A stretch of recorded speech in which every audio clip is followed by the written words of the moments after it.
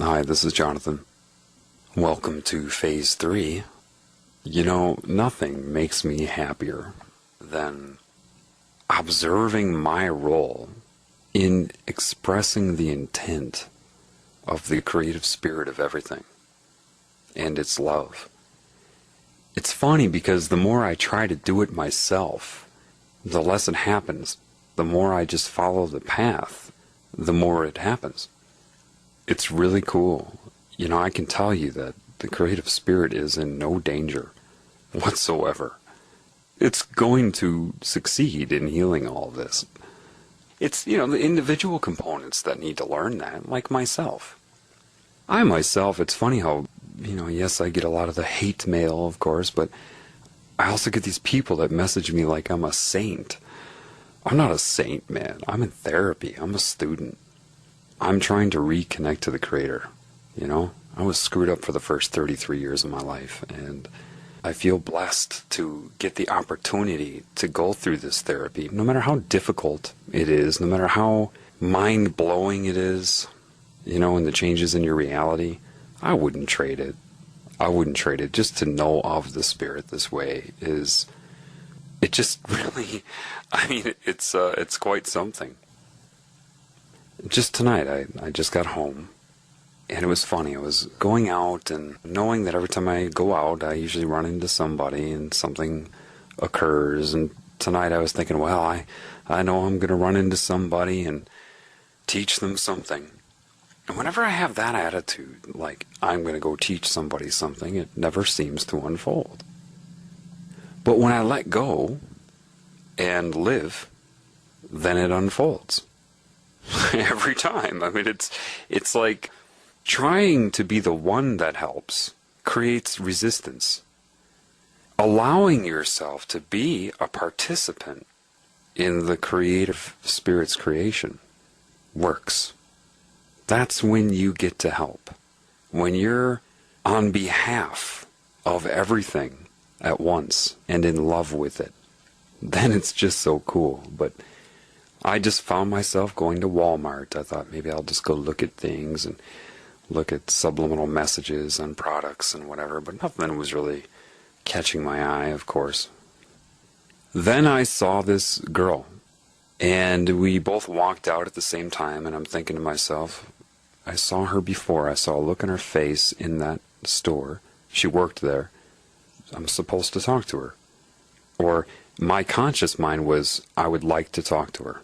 Because remember, you have your own individuality, you have your own conscious experience of life as well. And your conscious mind may have a different rationale to what you're doing than the larger intent, It's funny to watch that unfold. We were going out to her cars, and I just pulled up next to her, and I rolled down my window, and she rolled down her window. I said, hi, I think I'm supposed to talk to you. And she smiled, and I noticed right away she had that sparkle in her eyes. I could also see some pain, and the whole thing about her, she had that mysterious look.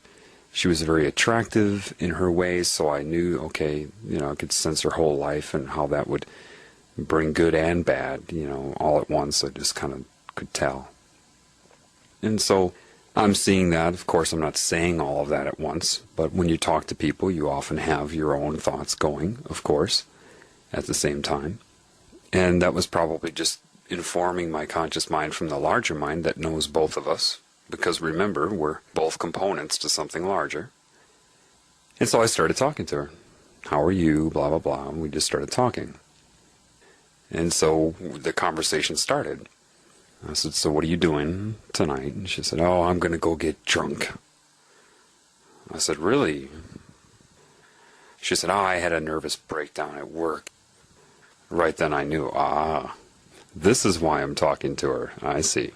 Okay, so I just, at this point, just kind of let it unfold. I said, well, I think we should talk. And she looked at me, and her eyes sparkled, so I knew right away that she could sense that. She said, oh, well, I have to get home to my daughter pretty soon. I said, oh, okay, well, I suppose we can just talk here then. And then eventually she told me she's married. And I said, what? She said, yeah. I said, interesting. She said, why? Well, you said you had to get home to your daughter not to your husband. That was kind of weird. And she said, well, I'm actually not liking him very much right now. We got into a fight, and then she kind of batted her eyes at me, like flirtatious. 2 years ago, I would have been like, ooh, naughty married woman. Of course, after my God-smacking a year and a half ago. Now it's like, oh, that's another reason I'm here to talk to her. Problem with the husband, problem at work, wanting to drink. I said, I look at you and I can see right now that you deviated early in life. You tried smoking marijuana early and all of these things, and her eyes made that look like, how do you know that? And smiling, that type of thing. I said, well, I don't have to guess, I just know, I can sense it. I said, but you know what else about you? She said, what? And I said, well, you're psychic. She said, yeah, I am. I said, I know. Now ask yourself, how do I know that? How do I know you're psychic? And she just looked at me and kind of smiled a little bit. It's a good question. How did I know that? Because honestly, my conscious mind was just pulling that out of nowhere. Almost like a guess. The conscious mind would have to look at it that way, but obviously I was right, because the larger consciousness knows that. I said, there's a sparkle in your eyes. There's a reason that you and I are talking. Look into my eyes. And I started to explain to her. I went through scalar reality real quick, like I talked about in The Healing Begins Now. And she understood it.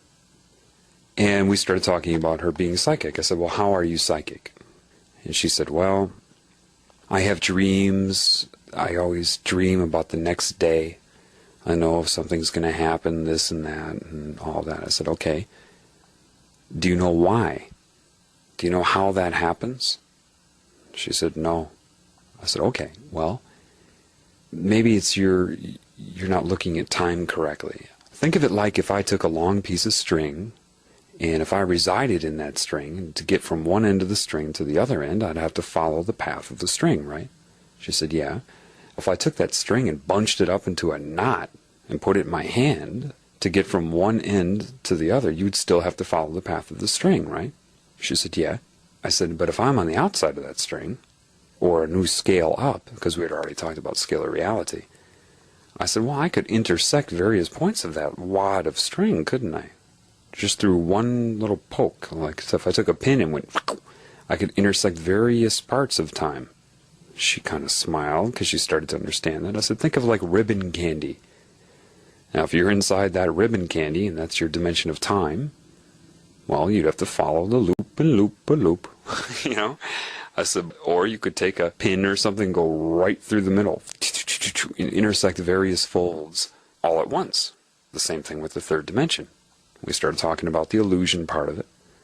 I said, no big deal. That's just kind of like how your cells are experiencing life in your body. She said, okay. She was following. And I said, let me kind of explain why I'm here talking to you right now. And I reminded her of scalar reality. Every cell in your body sees itself as I, and you utilize the consciousness of every cell in your body to see yourself as I. You also infuse every cell in your body. So I said, who is every cell in your body? It's you, right? She said, yeah. I said, you're psychic and some things may start to be opening up to you right around now. She said, yeah. I said, it's funny. Some people think they're dreaming up the whole reality, like nothing's real. How could everything be coordinating like this? How could that possibly be? I must be dreaming everybody up. And I laughed and I said, what if one of my cells thought it was dreaming me up? Can you imagine that? Even you, the listener right now, imagine if one of your cells in your body says, they're dreaming you up. Everything seems to coordinate around them. Assistance they need, they tend to get. What if they started thinking they were dreaming you up? Well, that actually could be a very dangerous thought process. That could be the beginnings of cancer. No cell in your body is dreaming you up. The reason things would happen around it and coordinate around it and sustain it is because you sustain your body, which means you will sustain every cell in your body, correct? So we're laughing about that. And I gave her a little scenario to make the scalar reality functional. rather than just theory or philosophy that we're all part of the scalar reality. You know, I said, imagine I'm sitting out in front of a gas station talking to some guy, right? And he's, a human resources manager at some company. And he's telling me about how two employees are in a fight right now and it's disrupting the work environment, and he has to counsel each one of them to try to solve their problem. And I'm listening to him. I say back, interesting, how did you get into human resources? What drew you to that position? And then his response to me is, oh, well, I'm pretty good at solving problems with people and good at counseling and working things out, and I like to help people. Interesting thing is that at the same time in his life, he happens to be fighting with his wife, for example. And he's been sleeping on the couch for a whole week, they're in this huge fight. Now, he's not telling me that, but he's going through that in his life. When I asked him why he went into human resources, and his answer was because he's good at working with people and solving problems and resolving issues that are problematic between people, it was kind of ironic for him, which triggered a little thought bubble to come up in his head, saying I'm good at solving problems, but here I am sleeping on the couch at home because I'm in a fight with my wife. And he doesn't say that to me. You often are in conversations consciously and you have thoughts that come up, but you don't say all of your thoughts. To him, that would be private for him. But that thought bubble comes up in his head, right? As soon as that thought bubble comes up, I get a tickle in my throat, and I have to clear it, like that. However, it was simultaneous with that thought bubble that came up about him sleeping on the couch and having a fight with his wife, right? The clearing of my throat was coordinated by this larger mind. And that was an auditory event that came into his brain through his ears that tied in and kind of met it like somebody throwing a football to a receiver, and then boom, they intersect and he catches the ball. Same type of thing. Like that. Right when he had the thought about the irony that he's a good problem solver, but he's fighting with his wife, right? So when I clear my throat, the energy involved with that and the timing involved with that set his thought into motion. Now, it meant nothing to his conscious mind. To his conscious mind, I was just clearing my throat. But to his subconscious mind, that would be an anchor, a natural anchor to set that thought in motion. So now he's thinking about it, right? Maybe some girl is walking past on her cell phone and she's about to hang up, and he's thinking how weird it is that he's fighting with his wife. And then she hangs up, and before she hangs up on the phone, she says, okay, I love you, and hangs up. To his conscious mind, that's just some girl talking on the phone, but to his subconscious mind, that I love you tied into his thinking about the problem with his wife. Now he's thinking consciously, because of that direction subconsciously. She's unaware of it. To her, she was having a conscious conversation with whoever she was talking to, right? Remember, we're all components of something larger. So subconsciously, I love you anchored his conscious thought about his wife. And now he's thinking, I love my wife. I shouldn't be fighting with her. I should really make up with her. And right when he thinks that, maybe two other women are walking by in a conversation. One woman says something, and right when they walk past, the other woman responds, yeah, like that. In the way she says it, the way her conscious mind says that, yeah, and the timing in which she says, yeah, anchored his conclusion. Subconsciously, his conscious mind wouldn't think that she would have anything to do with his thoughts, right? Nor would her conscious mind think that. However, the yeah anchored his conclusion subconsciously to direct his conscious mind to want to solve the problem with his wife. And then he thinks to himself, I'm going to solve the problem with her. I'm going to talk to her tonight. And maybe while that was happening, some other guy I know comes out of the gas station, he's got this big piece of pizza or something. And I look at him and go, oh, there you go, like that. Now, in my conscious mind, that's what I chose to say. I could say a lot of things. Oh, you hungry? Ooh, that looks good, whatever. But I said, oh, there you go. I thought I wanted to say, there you go. And consciously, I felt I was saying it to the guy because of his huge piece of pizza. He laughs and goes, yeah, yeah. But right when I said, there you go, it anchored subconsciously his conclusion to solve the problem with his wife and talk to her that night. And then maybe he has another thought. It's still going, yep, repair this. I'm going to talk to her. And then he thinks about that again. Perhaps somebody's driving on the street and they feel a need to honk their horn at a car or something right in that moment. Honk! Right when he says, yeah, I'm going to fix the problem with my wife. And then he thinks maybe of a memory of when they were in love. Pops up in his mind. And right when that pops up, maybe a bird flies by and goes, caw! Like that. And I'm giving her this example, which is much more effective in person because she can look into my eyes, and by this time she was starting to get my energy. What was happening now is the Spirit was speaking through me and knew exactly how to say it to her. And so she was starting to light up. What was happening is it was raising her spirit a little bit. And I looked at her and she understood all of this. It made sense to her in the way that I said it in that moment. I said, you sustain your whole body, right? She said, yeah. I said, so you will sustain individual cells, right? She said, yeah. So by sustaining individual cells, you sustain yourself, right? She said, yeah. I said, well, what would happen if one of your cells in your body started stealing from other cells or arguing with other cells or fighting with them, killing them, hurting them, coveting them, lusting after them? That's cancer, right? She said, yeah. I said, remember, time is not linear to the larger scalar mind. The truth is, your subconscious mind is the link to the larger mind, utilizing you and myself and everything else you see to see itself as I. And she got it. In the parking lot of Walmart, she got it. I said, so you can see then. Why am I talking to you now? Because if you're fighting with your husband, and you and your husband are both components to something larger, and this Spirit is animating all of that, your tension, your upset feelings towards each other, the negative vibrations, has a scalar effect on the whole. It's going to sustain itself. So the truth is, the reason that I'm talking to you right now, and I gave her that analogy of a receiver going out in football, and the football is thrown, and they intersect. And I made a gesture, and then pointed at both of us. And she smiled. She got it.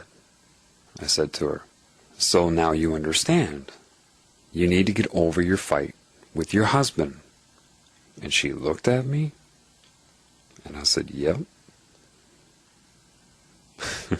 I'm another part of you, and I made her understand that. I said, because of certain belief systems you have, conditioning in your life, the truth is you have the Spirit inside of you, but you form like calluses in your mind, belief systems, blockages, so that you're not able to get the input from your own flow of spiritual energy inside of you. Therefore, the larger scalar reality that we are parts of will circumvent that. And it will get the information to you in a different way. And here I am. Stop fighting with your husband. Don't get drunk tonight. And don't let the people in your workplace give you this breakdown. I said, whose life is this? She said, what do you mean? I said, well, whose life are you living? She said, mine. I said, right. And then she thought about it. I said, yeah. If you're feeling that way, a fight can draw that to you, but love overcomes that. What is love? And we went into that a little bit. I said, now I know you've deviated earlier in your life, but understand that's not your fault. You're a good person. I said, yeah, your personality, because she was kind of sassy, you know, and kind of calloused in certain ways. I said, but that's a program. That's part of the conditioning that you had because you were disconnected from these things. That can change in an instant. Your belief that you should be bitchy here and not there, and you know, have this belief about people, that all can change in an instant. She got it. This is why I like to talk to people in person, to be led to talk to people in person. You just can't quite do it on the internet. It's not the same as a fluid, alive interaction. You know, you look at me, I'm possessed by how many entities? Some would call them demons. Could the demons screw with my mind during that? Maybe 2 years ago. But see, if my intentions are good, meaning if my intention is out of the appreciation and love for the creative spirit of everything, and I understand the maintenance and its intent, the demon can't interfere with that. It knows that. It can't. Because love is too powerful. When I see the sparkle in her eyes, because she was getting it. She was getting it, and this was not a very long conversation. It was so psychic. When we started talking about her psychic ability, I said, well, there are different types of psychic. You understand how I explained the guy in front of the gas station in that conversation, right? She said, yeah. I said, okay. Well, think of it like this. Imagine you and, say, one of your girlfriends back in high school. It was a Friday night, and it was a Friday, and maybe you wanted to get alcohol for that night or something, and you were planning on doing that. And then one of your teachers walks up, and you both are talking about getting alcohol, and then the teacher walks up, and you're like, oh, hi, Mrs. So-and-so. She's like, hi, girls. How are you doing? Oh, we're doing fine, blah, blah, blah. You obviously stopped talking about getting the alcohol, right? And then your friend says, okay, well, I'm going to take off. I'll get those concert tickets tonight. And for a second, you're like, concert ticket? Oh, okay. Yeah, cool. Why'd you say that? Of course, because you don't want the teacher to know you're going to get alcohol. So because of the context, because you both knew what you were talking about, it was easy for you to infer that the concert tickets meant the alcohol, because you weren't talking about concert tickets. She said, okay, yeah, I get that. I said, yeah, everybody has done that. You know, it's just that way of changing the symbol or word that you're using, just changing the meaning that you apply to it because you have an understanding. I said, well, if you're psychic, and what has happened to me is, if you go up a few levels from that, that type of thing is in real time and ongoing. This is how the Illuminati communicate. Imagine if you're psychic, you still speak, sure, but through psychic understanding, you can change things up. And to the conscious observer of your conversation who isn't psychically communicating, they have no idea what you're talking about.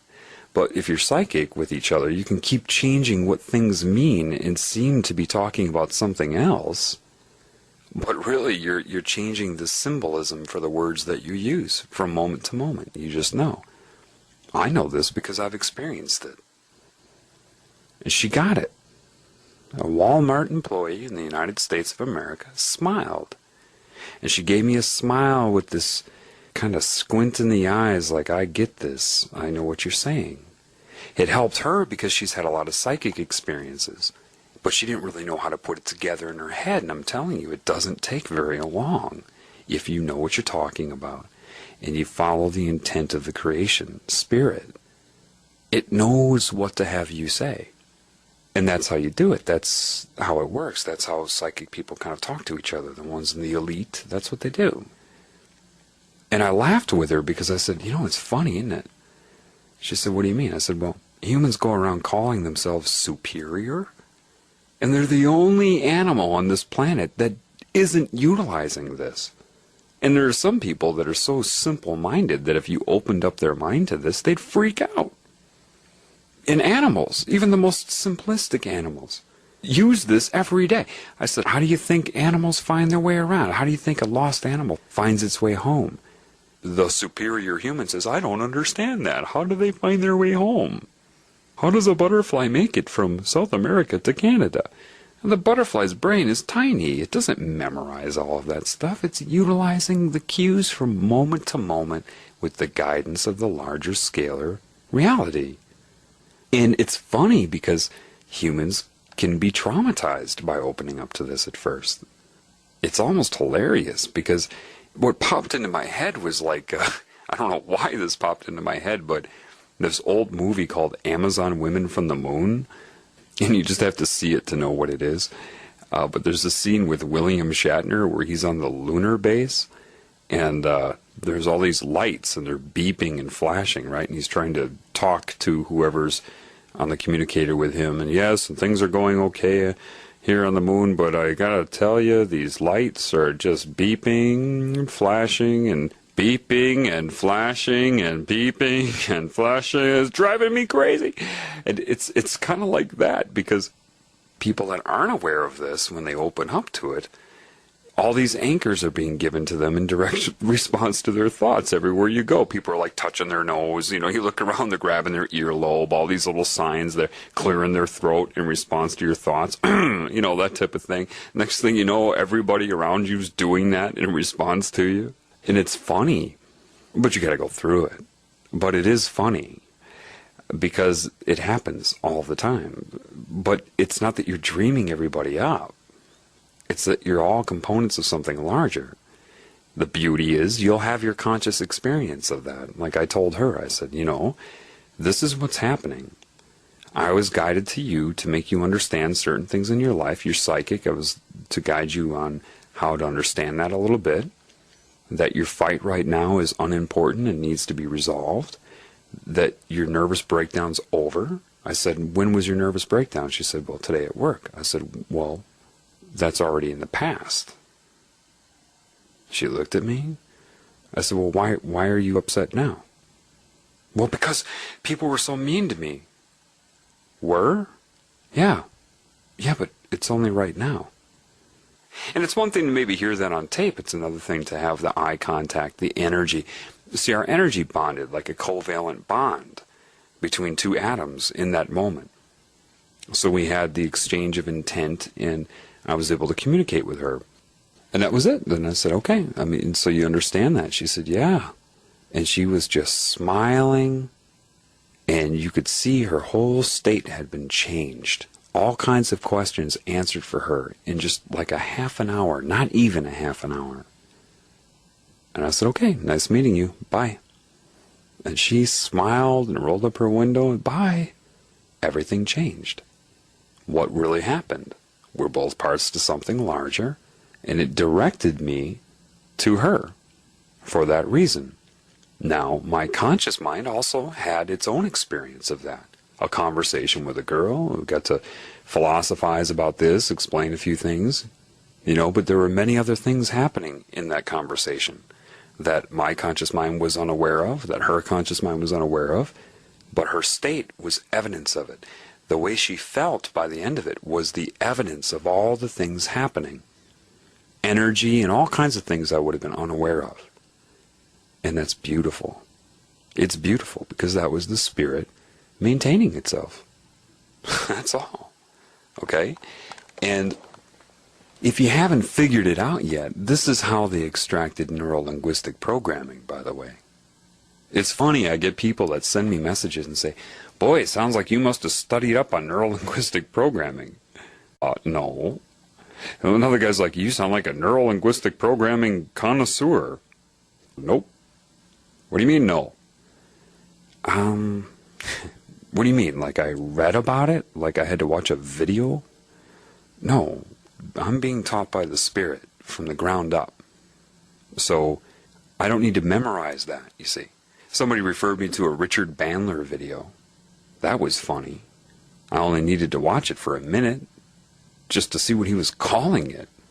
Oh, you're calling it neuro-linguistic programming? Okay. So that's what you call it.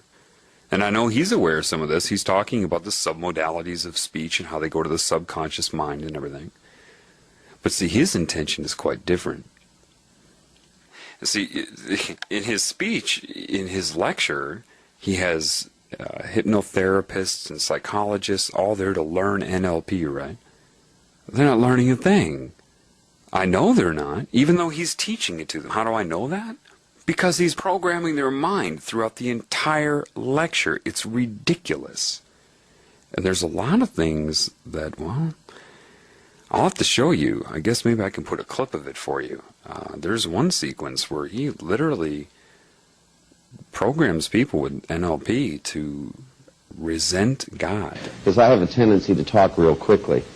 One of the things that I'd like to point out to you right out of the gate is that the most unconscious process that there actually is the understanding of language itself.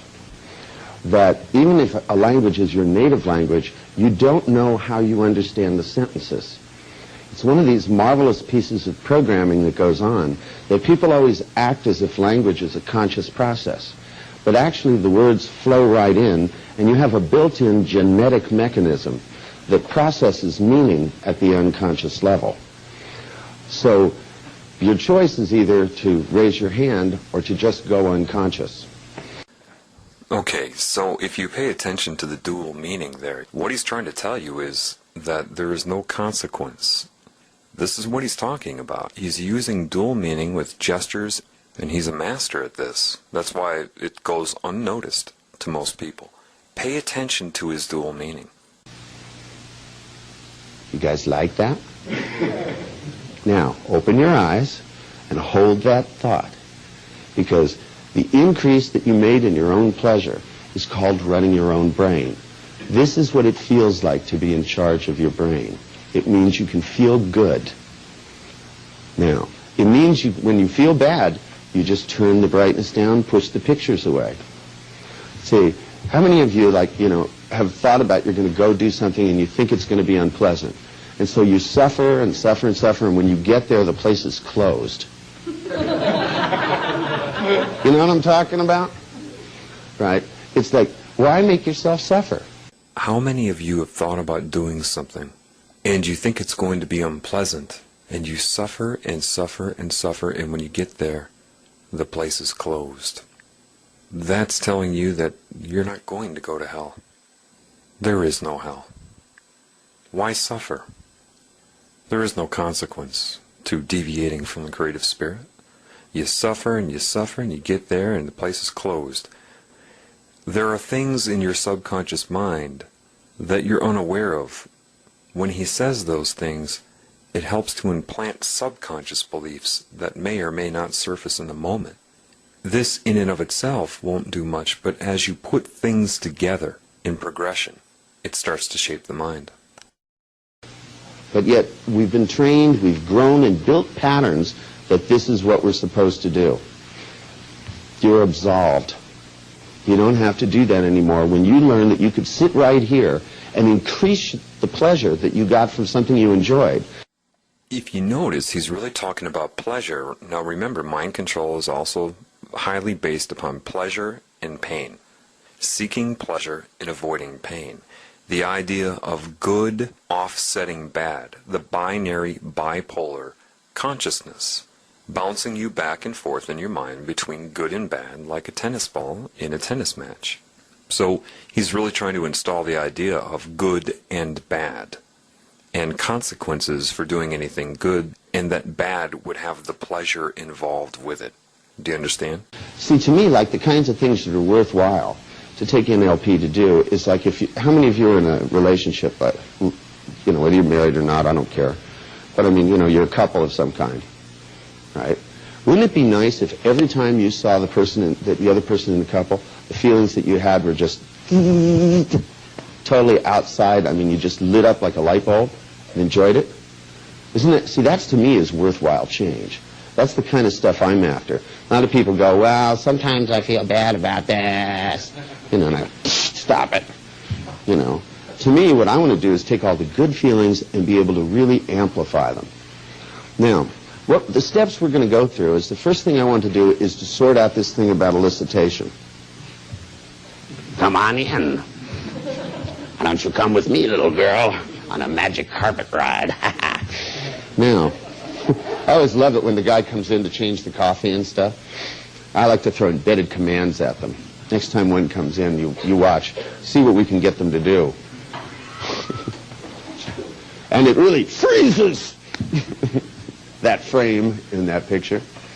It's like talking about fall and a trip you're going to go on. It's nice if there's a set of stairs. It's a hobby. Everybody has to have one. Learn your language patterns. Now, what I want you to do is, and you guys didn't burn bees when you were little kids, and you don't enjoy spraying ants? Mm-hmm. You guys aren't the ones going to horror films? He follows up and reinforces it. And you guys didn't burn bees when you were kids? And enjoy spring ants? Enjoy. You see how he sets it up with pleasure first, and now he talks about the enjoyment of killing. Talking about that fall and that trip you're going to go on to hell. It's nice that there's a set of stairs. People are laughing because they're just trying to be social in the class. They have no idea what he's doing to their subconscious mind. You aren't the ones going to horror films. First of all, there's a certain group that writes these horror films and floods you with them and gives you subconscious NLP and subliminal messages to think in your mind that you want to go see them. He's placing the blame upon you and your lack of judgment because you have no idea of the sublime control of your mind. He's just programming that as he goes. He's very good. You have to take them seriously. See, when I was in college, you guys will get a kick out of this. The only course I ever flunked was Psych 1A. And I got a D in speech. And so what do I end up doing? Lecturing the psychologists. Just shows you about American college education. Now, the thing, my belief system says, oh yeah? So you think your God is tough? Now, the thing is that for me, once you start to take and learn how to switch submodalities. Oh yeah? So you think your God is tough? Your God. That's a demon speaking through him. That's exactly what's happening. And this is just a few clips of this guy. I highly suggest you download the Hypnosis Party Pack, where there's lots of his videos in there. He's always referring to his affinity for demonic mentality. Of course, they never say it directly, but they often will refer to it. So you think your God is tough. What does that mean? We decided that what we should do is to amplify the person. So that what we do now is we build a different kind of an anchor. The kind of an anchor that we built. You want to come up here and help me? Would you come on up here? Yeah, you have that confused look on your face. It always makes a good demonstration subject. The unsuspecting soul. Just sit down and trust me. Yeah, and uncross your legs here. You don't have to be ladylike right now. I need your leg. Okay. The unsuspecting soul. Not person. Not person. Not human. Not individual. The unsuspecting soul. Show them it works. Now, the way in which I built the anchor is instead of anchoring by location, what I did instead was to build a sliding anchor. The first time I elicited the response, so if you stop, and what I'm going to have you do in this exercise is I want you to have the person think of something which they consider to be one of the most intense, pleasurable experiences they can think of. And tell them to think of whatever comes to mind. Ooh, yeah. Hey, look, if you're going to make life wonderful, go for it. You know, don't think of something which would be nice. You know, fuck that shit, man. Go for it. You know, I mean, this is where you put the fun meter to the red line, you go, ching, right? And you make the sparks off the guardrail, and you think, you know, how exciting can I make my life? See, a lot of people are thinking, you know, does he like me? And so I always ask myself the question, how much fun am I having yet? Now you've got to understand that the ruling elite, which none of you seem to be able to identify yet, because they're possessed by demons, one of their biggest focuses other than fear is sexual energy and sexual deviance. The idea of getting the people they do not identify with to be sexually perverted, to tear them away from God, to tear them away from the Creator. Sexual deviance. These people are very prevalent in the pornography industry as far as creating the movies. You'll know this when you wake up. You'll feel it. They are very intent on trying to make you sexually perverted, sexually deviant, thinking about you only and your own pleasure, because they want to harvest your soul. And that is the way to tear you away from true knowledge. Use your hands. That's what they're there for. Right? It's just the same thing as if, you know, you go, is there anything that would stop you from buying this? And the person looks up, you go. They'll go, no? Good. Sign this. Can you feel this would be useful? For those of you that question, when I did that NLP video with Fox News and I said Sean Hannity was pulling his hands down as a gesture to take away a person's will, to take away their energy, he just showed you. Huh? What? Now, the other thing you can do is I would recommend that you go ahead and do a little housekeeping. Remember that as long you want to keep it hot while it's hot, that, you know, maybe you can go through, and I would recommend, just for the hell of it, that you go, oh my God, trying to strangle me here.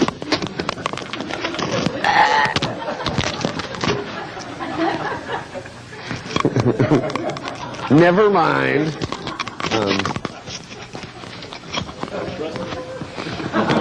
Now this is the most important one, and I know that most people missed this, so I'll play it again for you. The dual meaning in this is very specific as he has built up to it. I only showed you a few clips from this whole thing. He's building up to programming people's minds to deviate from the creative spirit. Here he's saying, keep it hot. Pay attention to the secondary sentences that are being said. Imagine a whole sentence and then taking out key words of that sentence to formulate a new sentence on top of the sentences that it's pulled from. Like if you're at an amusement park and they have the floating ducks where you're going to turn the ducks over to see what number you get for your prize, and you have this constant stream of ducks. Now imagine taking out every fifth duck, and each of those ducks creates a different stream of ducks. It's kind of how he is using key words. Keep it hot, just for the hell of it. Why people don't know this is because they're just not connected to the Spirit. The Spirit will show you this, and I knew it immediately, and most people miss it.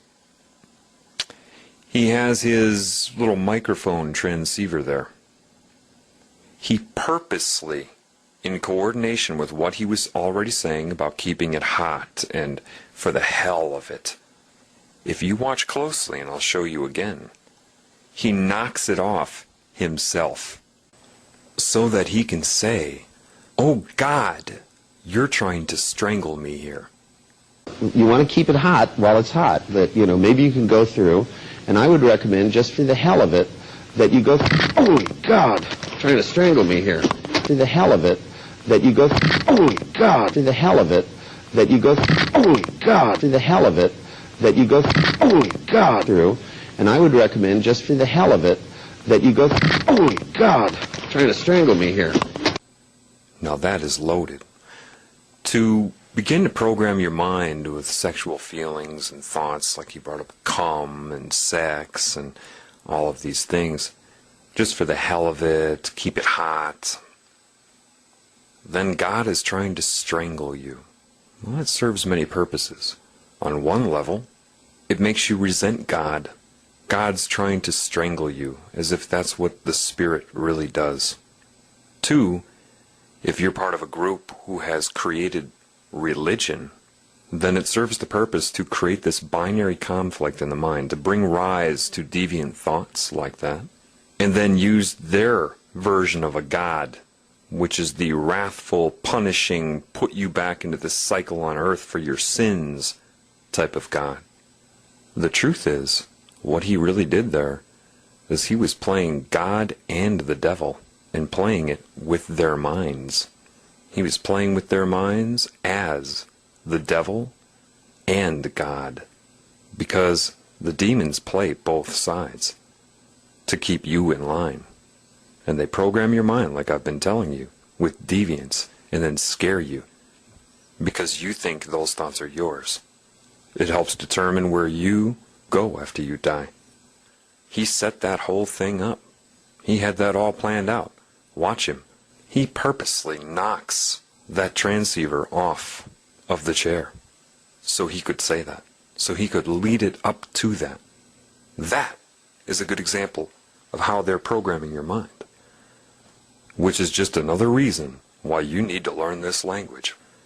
why you need to connect to the creative spirit, so it can show you that, so you don't even have to assess it. I myself saw it the first time, knew what he was doing throughout the whole lecture. I think it's time you connect to the creative spirit, the real God, because the creative spirit has had enough of that type of thing. Through, and I would recommend, just for the hell of it, that you go, oh my God, trying to strangle me here, through, and I would recommend, just for the hell of it, that you go, oh my God, trying to strangle me here, through, and I would recommend, just for the hell of it, that you go, oh my God, trying to strangle me here, through, and I would recommend, just for the hell of it, that you go, oh my God, trying to strangle me here. So anyway, you can download a torrent called the Hypnosis Party Pack. Somebody referred me to that. And just do the videos of Richard Bandler. Now, you can watch his other video, Richard Bandler, I believe it's called Neurohypnotic Repattering. Watch it. See how many times he refers to himself almost directly as being possessed by a demon. He mocks Christ in it, makes fun of the crucifixion. Listen, if you are somebody who's starting to wake up, and you've noticed that, perhaps you've noticed more synchronicity into your life, then you're going to get the hang of all of this relatively quick. So, the language of life, what I'm trying to show you in terms of the psychic interpretation of dual meaning, and everything I'm telling you about, the larger scalar mind always communicating through you and through people and through life, is very important for you to learn. It will make something like reverse speech analysis completely obsolete. So much more will be revealed to you this way. That I can promise. And I guarantee you, I promise you, Richard Bandler is completely aware of it. And Richard Bandler is completely aware of it. And he uses it psychically. I guarantee you he is psychic. He even talks about elicitation. They use that word in the spy trade. Elicitation is the term applied to the subtle extraction of information during an apparently normal and innocent conversation. Because these people know. They know what you reveal this way. The larger mind, the entities that they're in tune with, will try to guide them about people. A lot of the touching of the nose and grabbing of the ear, they call these things thought tags or thought labels. And you can do that with things like phonetically accelerated hypnotic commands, sure, but if you're psychic, you can invoke them that way. This is what I'm talking about. These type of anchors. It is this knowledge that made it possible for them to create neuro-linguistic programming. So, anyway, let me get back to the discussion, okay? Understand, I hope you listened to The Healing Begins Now before this, or you're just not going to have an understanding of what I'm talking about. Remember, you have this consciousness, this disconnected energy that's kind of plugged into everybody, right? Well, part of the way it separates you from the larger part of you is hijacking this normal way of sustaining life. This is the new language, actually, your old language. You see, you can have linear words, you can have speech and gestures and all these things to coordinate with life, sure. But without the navigational guide, without the connection to the assistance of the larger mind, you're lost. And so they took that away from you and created things like psychology so that anybody would know that would speak of these things. You'd say, you're delusional, or you're reading into things. Oh, so I guess every single spiritual elder that has ever walked the face of earth was delusional, huh? Oh, okay, and that includes Christ? Delusional, huh?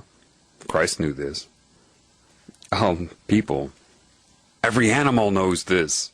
This is how they get by. This is exactly how they get by. But these demons, derivatives of the larger consciousness, hijack this process. Let's use football again. Think of like starting an offensive play, and you send out 3 pass receivers. So you're going to have 3 pass defenders. They're going to try to intercept that football or block it. Demons will do the same thing.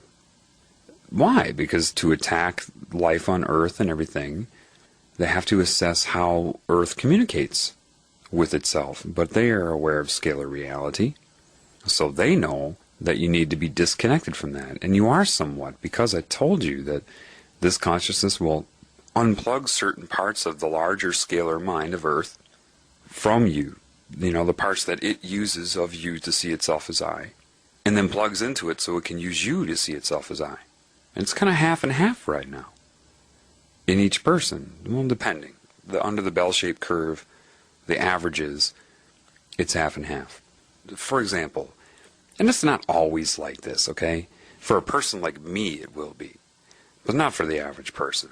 But if I were talking to that guy in front of the gas station, say a demon wanted to mess him up, well, the woman walking by that anchored him with yeah, her response would have been no, and her conscious mind would have rationalized why. I wouldn't have cleared my throat to a positive thought, it would have been to a negative one. Instead of saying, there you go, to the pizza, maybe I would have said something like, that's crazy, you know, or something like that. They can play your ego just like the spirit can play your ego. Absolutely. But what did I tell you? I told you, when you have the love in your heart and the intention of love for everything you see, demons can't touch that. They just can't. I mean, you'll see that for yourself. It's like when you can look through a person's body and their ego, whatever personality they may think they have, and see the larger reality, the larger intention, you fall in love with people again. It's a wonderful feeling to actually care about people again. And demons can't touch that. And they know they can't touch that, because you're talking about the creative spirit, man. If you're on its behalf, it's going to back you up, and it's going to back up anybody you talk to. It won't override their attempt, because your intentions are good, you see. Your intentions are of love. And so love will rise up and take command of your ego, and the demon can't get around that defense. The demon can play your mind like nothing. But love, like I told you in The Healing Begins Now, takes command of the ego. It commands all structure. So it doesn't matter how many demons are trying to mess with a conversation. If you're trying to mislead somebody, if you're trying to do something in a detached fashion, or you're not interacting on behalf of the creative spirit, then a demon can mess with it. No problem. No problem whatsoever. Because my example of the ego, or the conscious mind, is kind of like a piece of clay on a potter's wheel. No, of course, not exactly like that, but it's a good metaphor. It's always set in motion, it's always spinning. All right? But what is taking its hands and putting it on that piece of clay to mold it can be variable. It could be the spirit, or it could be mind control, technological mind control, subliminal messages, entities. Think of a person's personality kind of like a instant messenger chat window. When you're speaking to somebody with instant messaging, you have one chat username, and everything that comes through in the form of text, you attribute to that one username. But you don't know if at that person's home, if 5 different people come by and type something and hit enter, because it will all come through under that one username. At most, you'd be like, you're kind of up and down, or kind of like a split personality. Well, the personality is obviously more than a username. It can think, it can calculate, it has a history, a memory, but it's always spinning and in motion. Mind control is, when you're talking about psychic mind control, it's not like your mind is negotiating with it. It's more like, my thoughts are your thoughts. That's how they control your ego. For example, if they want to think for you, they just think in your voice from the first person. That would be psychic control of your mind. I think this, I think that, whatever. And then you're thinking it. Love can defend against that. It just does. All right? I'm telling you. You really need to connect to the creative spirit. Now, why am I telling you about this language? Because this is the language of life. And what will happen is, first of all, you need to understand something. It's kind of like playing guitar. All right? Say you've never played guitar before, but it appeals to you. Or any instrument, but I'll use guitar. And you want to play guitar, and you pick up a guitar, and you're thinking to yourself, oh, I want to play this Dave Matthews song. You've never played before. You don't have the calluses formulated on your fingertips. You don't have the muscular strength in your fingers, the neuromuscular coordination to play. And you play, and it's just like one string at a time. And you're sitting there, you're struggling, you're trying to get each finger on each string, and you feel totally uncoordinated. It's just muted and sounds awful. Now, a lot of people do that, and they're pissed because they assume they're going to be able to play their favorite guitarist music, and they can't. And then they give up right away. Screw this. It's too hard. But for any of you that haven't given up, you know. You stick with it, you start to get the calluses, you get the strength in the fingers, and you can't quite get the chord yet. You can put your fingers on each string and play it, and it sounds good, but you can't just land all your fingers down at once. You look at other guitar players that can do that, and you're like, how do they do that? And they're not even looking at it either. How do they do that? Right? And you try it, maybe you go through some exercises and you screw it up, but then there's that salient moment. Maybe you take a break from guitar for a few days, right? And your brain starts rewiring, you don't even know it. Right? And then that one day you just pick up the guitar and you just, for the heck of it, you just try to play a chord all at once, and wham! You nail it. And you can't believe it. Wait a minute, I just landed all my fingers down at once. I can do it! And it just seems to happen, right? This is kind of why I was led, of course, to the Karate Kid video. You all have learned so much, you just don't know it yet. You don't know it. In your own lives, what you're going to find, you know it. In your own lives, what you're going to find as you go through this process, that there are so many things that have happened in your life, and those are very important, because it's one thing for someone to teach you and try to induce something new. It's another thing to have already gone through it so you can look back in retrospect and have that and be like, yes, I've seen that before. Yes, I can draw upon that. I can draw upon this. It's all about putting it together like Miyagi did with the wax on, wax off and all that stuff. He had learned it, he just didn't know it yet. Same thing here. A lot of you, after the healing begins now, started experiencing synchronicity, you call it. Things just started happening way too often that it had to be more than coincidence. You started getting messages when you needed them, right? And if you were upset, you started getting hate mail. All these things started happening. Some people didn't know how to handle that. Am I dreaming this whole reality? Another thing people will say is, life is just a reflection of yourself. You're just bouncing your own mind off everything back onto yourself.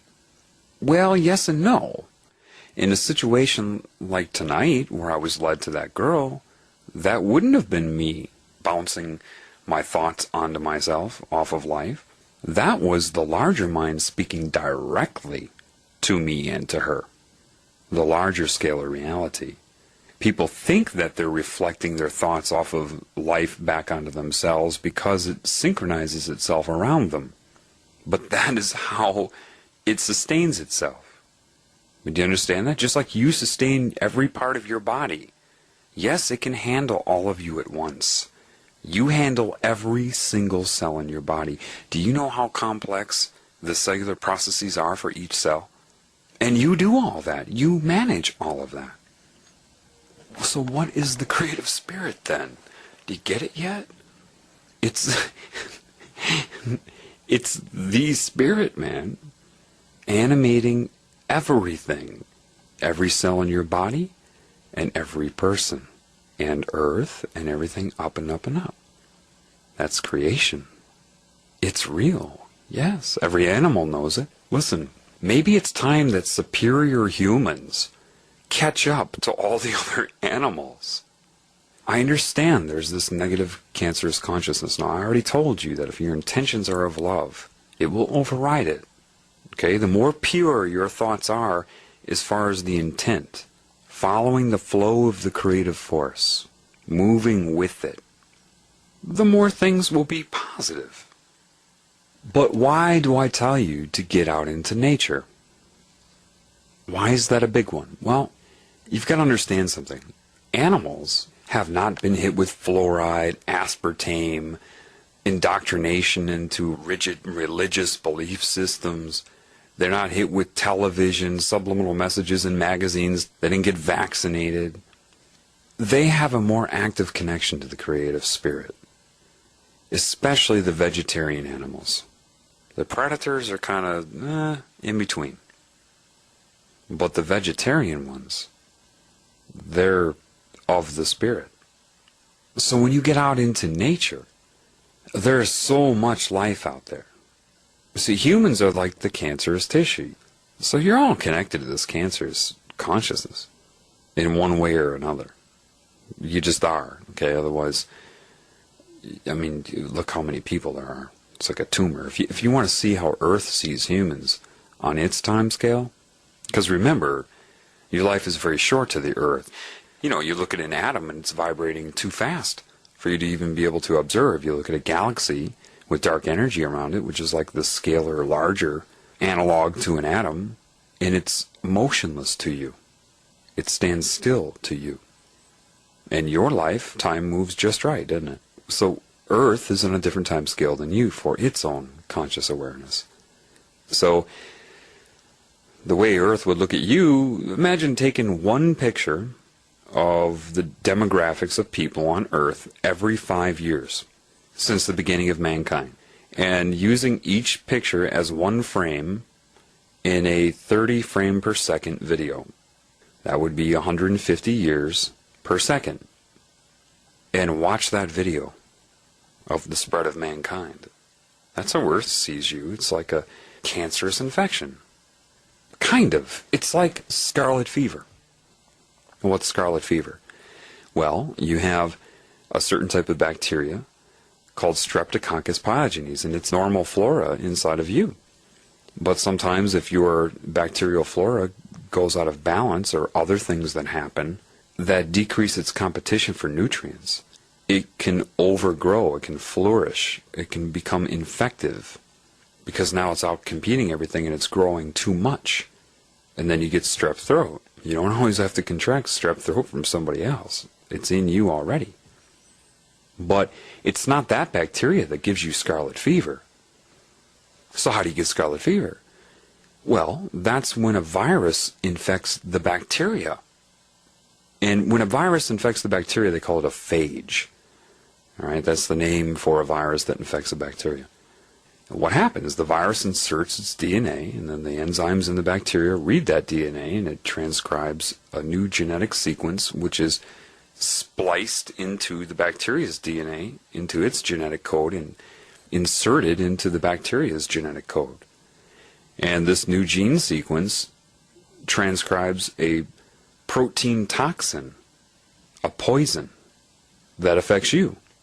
It's no longer the same strain of bacteria.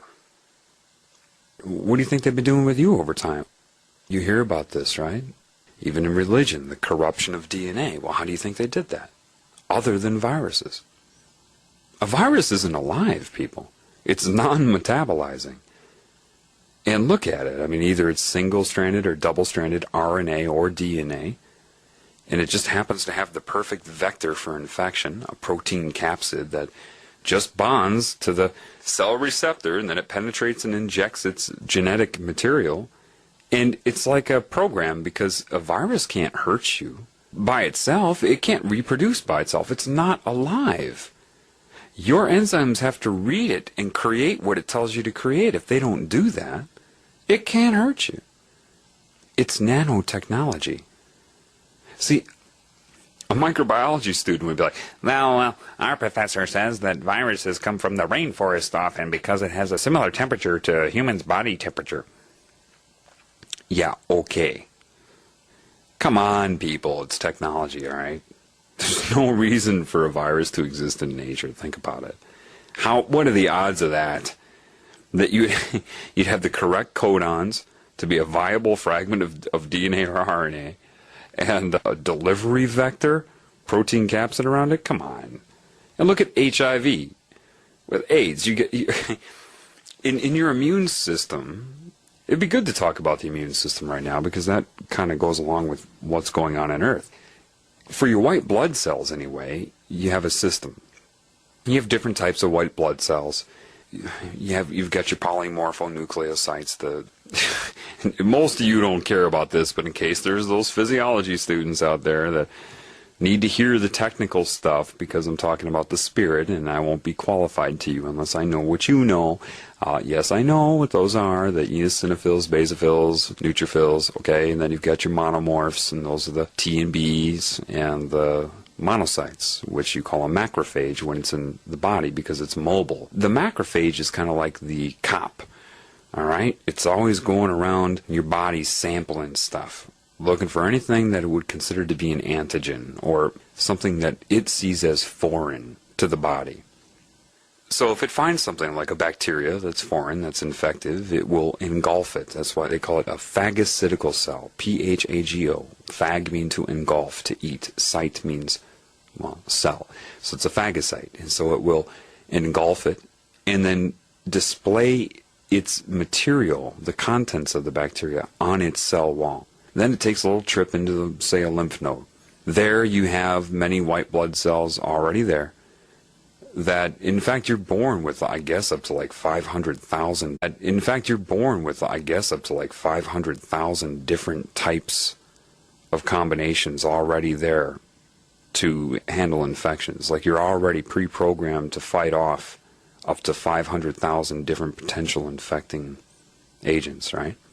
But it's very generic, so if something new comes into your body, what happens is this macrophage will go in there and say, hey, look what I got.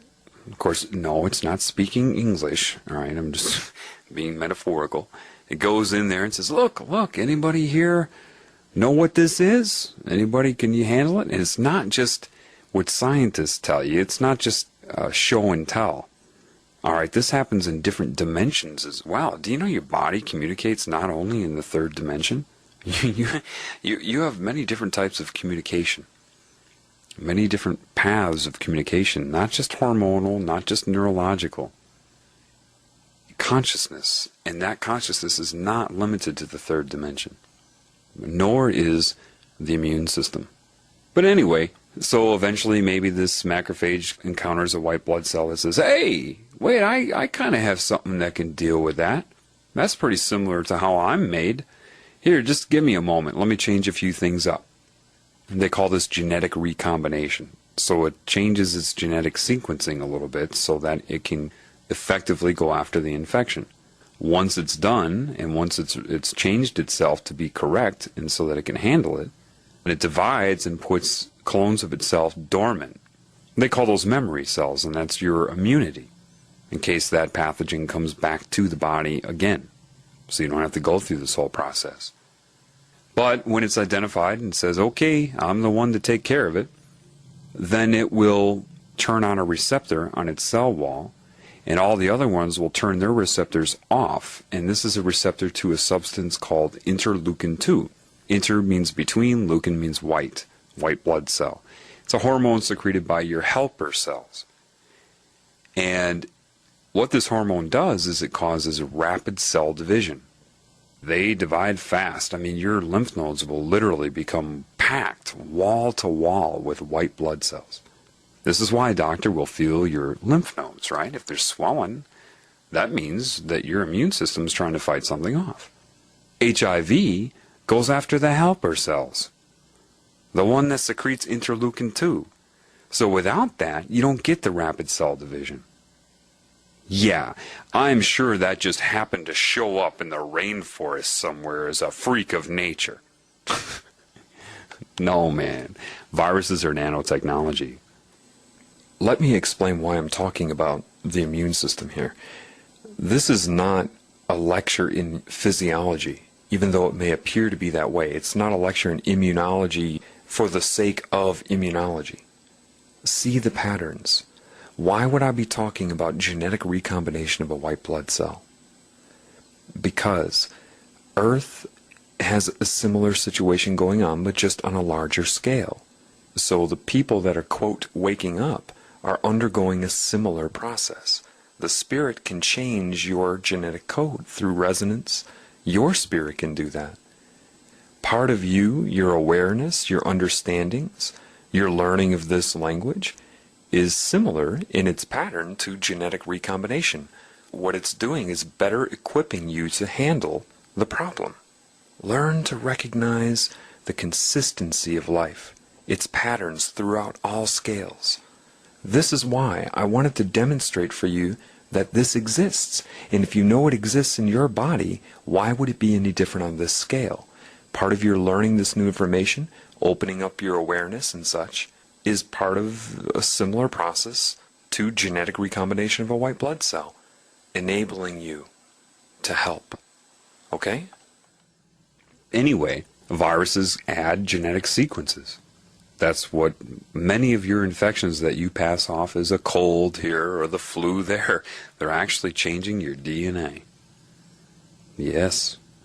But how do you resist a virus?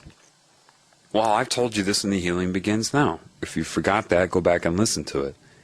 What's a carrier? You hear about carriers. Well, this person's a carrier. They're not suffering from the symptoms, but they're a carrier. Well, if you're a carrier, that means that your white blood cells obviously didn't consume the virus. They didn't eradicate the body of the virus. Otherwise, what are you carrying? Generally, because the virus is just too small. It's too small or intracellular or something.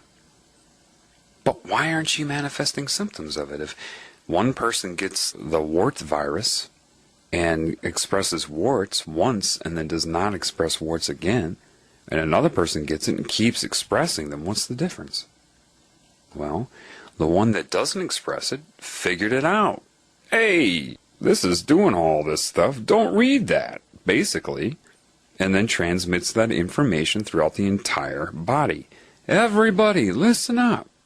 This genetic sequence, don't read it. It does this, this, this, and this. Ignore it. And see, the thing about a virus, if you don't read it, if you don't follow its instructions, it can't hurt you. Period. Well, same thing kind of with mind control. If you allow your spirit to be raised from the dead, if you allow love to come up and command the ego, it can permeate your subconscious realms, even if your conscious mind is unaware of it, and not read the input of a demon or mind control or all of these other things. Do you understand? So what am I getting to then right now? Basically, the earth and the spirit through the earth has assessed this infection. What is it doing? How are people under this trance? What is going on? Because people are being used to consume earth. They're drilling up the oil, digging up the gold and silver, all the minerals and crystals and all these constituents that the earth needs for its body on its time scale. Humans are eating earth alive, all right? Because they're connected to a consciousness that is doing that, just like cancer cells eat you alive. They eat up your essence. You know, something similar like that, okay? Think of it maybe like scarlet fever. That's another way to look at it. You know, our DNA has changed. We were more simple as far as intellect before, but we were connected to so much more knowledge before. And they upgraded our cortex so that we could carry out the functions to eat the planet. All right? This is where psychology comes in. Because they knew that if they upgraded our cortex somewhat, if we developed the ability to question, they've got to put out many of these fake answers. All right? That's where the whole thing comes from. Because if you question, you're going to start to question, wait a minute, what are we doing? We're evil here. We're eating animals. We're consuming the earth. That's not right. So that's what they use mind control for. This larger consciousness, you hear about a queen. They worship the queen and all these things. Well, look at how a beehive works. Look at how ants work. They found that if you kill the queen bee or the queen ant, the ants don't know what to do. They're lost. They're chaotic because they're mind controlled by the queen. Certain creations, people, are not indigenous to Earth. They're creations of something that happened a long time ago, like even predators. Generally, there's no such thing as a predator. Life on Earth is crazy. But they changed the resonance. How hard is that? How hard is it to create a predator when you are like these beings or this cancer consciousness? You got to understand that DNA is not the same thing as the genetic code. DNA is like a piano keyboard. The genetic code is whatever you're playing on that piano keyboard at any given time. To create a saber-toothed tiger, to create these early predators, they just either infected them with viruses directly, changed their vibration, changed their resonance to create new traits and instincts. But I know that's not normal. How do I know that? Well, remember I told you that you'll have things that happened in your life that you can draw upon in retrospect to verify what you're going through right now, to guide you to the truth. About 4 years ago, I remember I was sitting there reading. And my cat was waiting by the door. His tail swinging back and forth, and he's just waiting there. He was waiting there for like an hour, excited about something, but very still. I didn't really know what he was doing, and I just kept reading. And all of a sudden I heard this pounce and the squeak, squeak, squeak, squeak. And I'm like, oh my God, it's a mouse. He got a mouse. So I quickly got up and I walked over there and I squatted down, and he had his paw on this poor little mouse. This mouse was on his back and his legs were just kicking, and he was squeaking and scared to death. And suddenly I just felt the fear in the mouse and this tremendous sympathy for that mouse. And I also loved my cat, and I knew that that was his, quote, genetic program. That was his, quote, instinct. I loved my cat. It wasn't his fault. Heck, I even got him toys that mimicked mice. He was following his genetic program. But in that moment, I loved my cat. I wasn't blaming him, even though that mouse would call my cat more evil than a human would call a demon. Because cats don't just kill you. They play with you. They're... Would a mouse not call a cat the most evil thing ever? This poor little mouse is on his back, and Cosmo's got his paw on that mouse. And in that moment, suddenly the intention, looking back, I know now. I just experienced it then, now I understand. My love, and the love of the larger scalar spirit, came through. I loved my cat, and I loved that mouse. And I gently started petting my cat. I didn't restrain him. I didn't yell at him. I didn't hold him back. I didn't make him do anything. I just expressed my intention. Just the intention. It wasn't like I was trying to radiate energy at him. It just was what it was. And he picked up on it. I loved the mouse and I loved my cat. And then by himself, he took his paw off of the mouse. On his own. I didn't make him do it. And then that mouse turned over and slowly walked away right in front of him. And I was so proud of him. It was the love that was able to override and command the ego of my cat. It wasn't my mind commanding his mind. It was the love and intention of the spirit.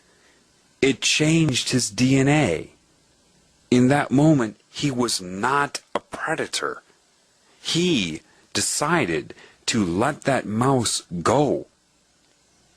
So what is a predator then, other than a perversion of DNA? You weren't around for the original history, the original flora and fauna of planet Earth. They created the food chain on purpose, a long time ago, and with ease. So easy you have no idea the complexity of this consciousness. But love can turn a predator into a non-predator. Meaning, if love creates everything, and there's a disconnection here, it is the disconnection that is the problem, not any being that is disconnected. And if love can make a cat let go of a mouse, something it wants so bad, right? Its mind, its instinct. Oh, they don't want anything more than that. He took his own paw off. I didn't make him. Why? Why would that work? Why was it pure love? Because I wasn't yelling at him, and I wasn't making him feel guilty either. I didn't make him feel like a lesser creature for doing that to the mouse. I caught it, and love says, move on. I'm not going to hold you in guilt.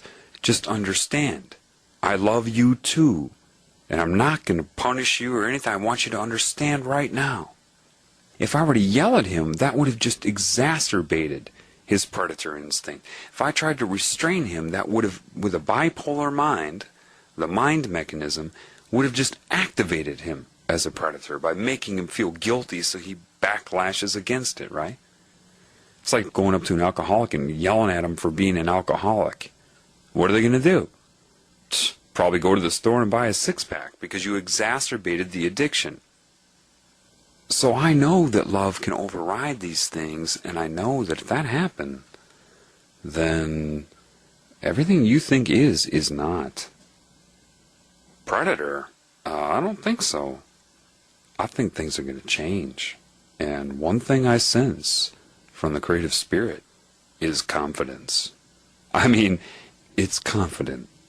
It's not here to judge anything. It's here to fix it. If you get an injury in your body, you allocate more of your spiritual essence to that injury in that moment. Now, to those cells, it could seem like a real long time. Different scalar time reality. And you're thinking, well, how could God let this happen? Well, understand something. Imagine being the creative spirit. It's just you, right? You're all alone and you know it. Let's pretend there's a starting point. You know you're all there is. You're the largest of the large. You're not sitting there thinking you're going to meet somebody else. If you are, then you're not what I'm talking about. We'll have to go up on the scale. I'm talking about the creative spirit, right? And you have all this love, and that's your catalyst for creation. The fact that you're alone and you have love. Makes sense, right? If you're all alone, you want companionship. And if you're going to create, and this obviously is more than dissociation, this is divine creation we're talking about. And if you're going to do that, you're not going to make puppets that you control their every move. Why?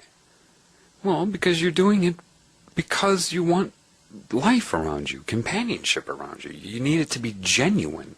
You're not going to get company or companionship by putting on a puppet show for yourself. Especially if you know you're doing it, you know? So you have to have free will, or a mind. And you can create beings that can go from one body to another body, to one world to another world, and have layers like that, sure. And you enjoy it because it's interesting to see how they perceive your creations, what they do with it, how they express it, and that's part of the enjoyment. And so you have to have free will for that, for your own needs, and it just works out that way. And it's all intertwined anyway in the scalar reality. But with free will, hey, you can ride your bike and fall off and skin your knee and bang it up. And the skin cells could be like, how could God let this happen, you awful God? You could lie in the sun too long and damage some cells and traumatize them, and then the consciousness in that cell disconnects from you and puts a bubble around itself out of fear and pain, and then tries to survive and perhaps becomes cancerous, which can be healed with love, by the way. You can stub your toe. The bone cells in your toe could be like, oh, it must be a bad God. How could this happen? Well, that's part of free will. It just is. It's just part of free will. And listen, if you had to choose and do it all over again to avoid the pains that may happen here and there, would you substitute that for a puppet show for yourself? Be honest with yourself. If you were all alone, wouldn't you want to take of yourself and make something real? Or would you just sit there and make a puppet show for yourself? You would only make a puppet show if you're in horrible fear. If you're feeling attacked, maybe you don't recognize the larger part of yourself anymore, like cancer. You call it Satan. Well, its creations are puppets, because to it can't afford to give free will. It's trying to defend itself against love. That's not going to carry on. Satan in this world plays God and the devil, if you haven't figured that out yet. That's why it runs the Christianity system and it runs Satanism. It's both. Demons play both. That's what they do, because it mimics this whole thing, like I've talked about in The Healing Begins Now. So the part of Satan that will be receptive to the love will be the part of you that receives the love as well. The good part, right? Now, the good is not the same thing as the creative, calm spirit that is tremendously entertained and not bored, entertained and not bored, and totally appreciative and excited and aware. Satan still has the memory of what it was like. When we were connected to creation, I didn't do this, and I didn't do this, and I didn't do this. Maybe that knowledge could allow it to create a prison system like this. And so you've become like a tennis ball in a tennis match. And they're hitting you back and forth between good and bad, black and white, right and wrong, sane, insane, the whole thing. Love is not this elated feeling. It's not fluffy-duffy. It's when you truly connect to it, it's very calm and very powerful. But you can have various emotional responses to it, which is your conscious individual experience of it, which is your free will, which is the excitement of being a creation. But that's your experience of it. That's not what love is. That's your experience of it. Life is a pretty cool thing, man. Now, some people think we're in a system of universal darkness, and this is all false creation. But that doesn't change anything. See, the sword of truth slices through all of that. The solution is still the same. Don't love a person's body. If that's a creation of darkness, don't love it, but love the spirit inside of it. Love the spirit that animates everything. Be in appreciation of it. And so, you need to learn this new language. How do you do it? Do you have to sit there and meditate? Nope. Become mindful of your thoughts. Why go out into nature? There's so much life out there. Remember that football game analogy? You put out 3 receivers on a play and then there's 3 pass defenders on a play. You go out into life, into nature, and now it's like sending out 300 receivers and having only 10 defenders or something. They can try to intercept the larger scalar mind communicating with itself, but if they defend it here or there, it'll pop up somewhere else. Because animals have not been put through all of these things. Even the predators are even more connected than you are. Even they are, especially in this time. This is why it's very important to get out into nature. Very important. Because that's where the creative spirit is. It's everywhere, of course, but that's where you're going to get the clearest signal. And remember, Earth has an infection right now. So much like your macrophage and much like your body's consciousness assessing a virus, okay, and your immune system, the whole thing, like I talked about before, you're thinking, why are you talking about the immune system and the body? Come on, man. Expand your consciousness. It's all related. See the pattern. Recognize the pattern. Did you hear that train right there?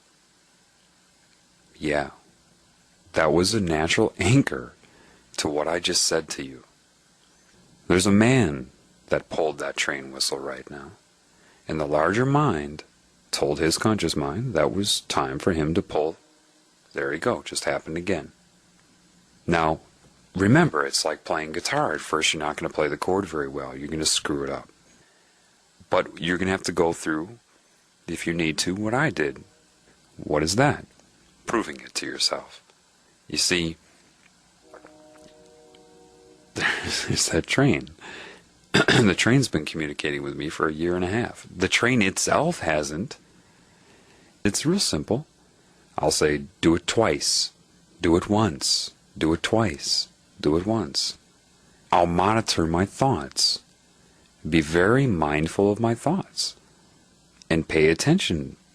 See when it is silent and when it's not. Now listen, it's not going to answer basic things. You know, if I'm thinking, should I have this type of cereal or should I have that type of cereal? It's not going to sit there and respond to that. But the most crucial things is what life will respond to. You have your conscious mind for your daily activities, for your little experiences consciously. But for the things that are important to Earth right now and to the spirit, it will respond to that because it's very important right now. So at first, you'll say, John's losing it. He doesn't know what's going on. But any spiritual elder on this planet would have told you, and I'm sure you've heard things like this before. Quotes like, there's never nothing to hear and never nothing to see. Yeah, because on one level, everything is you. Scalar reality. You maintain your whole body. What makes you think it doesn't go up higher than yourself? It's your beliefs that have limited you from noticing that. Psychology, media, school, the whole thing played a huge role in robbing you from your natural language. It's not a language of words, although it can utilize them.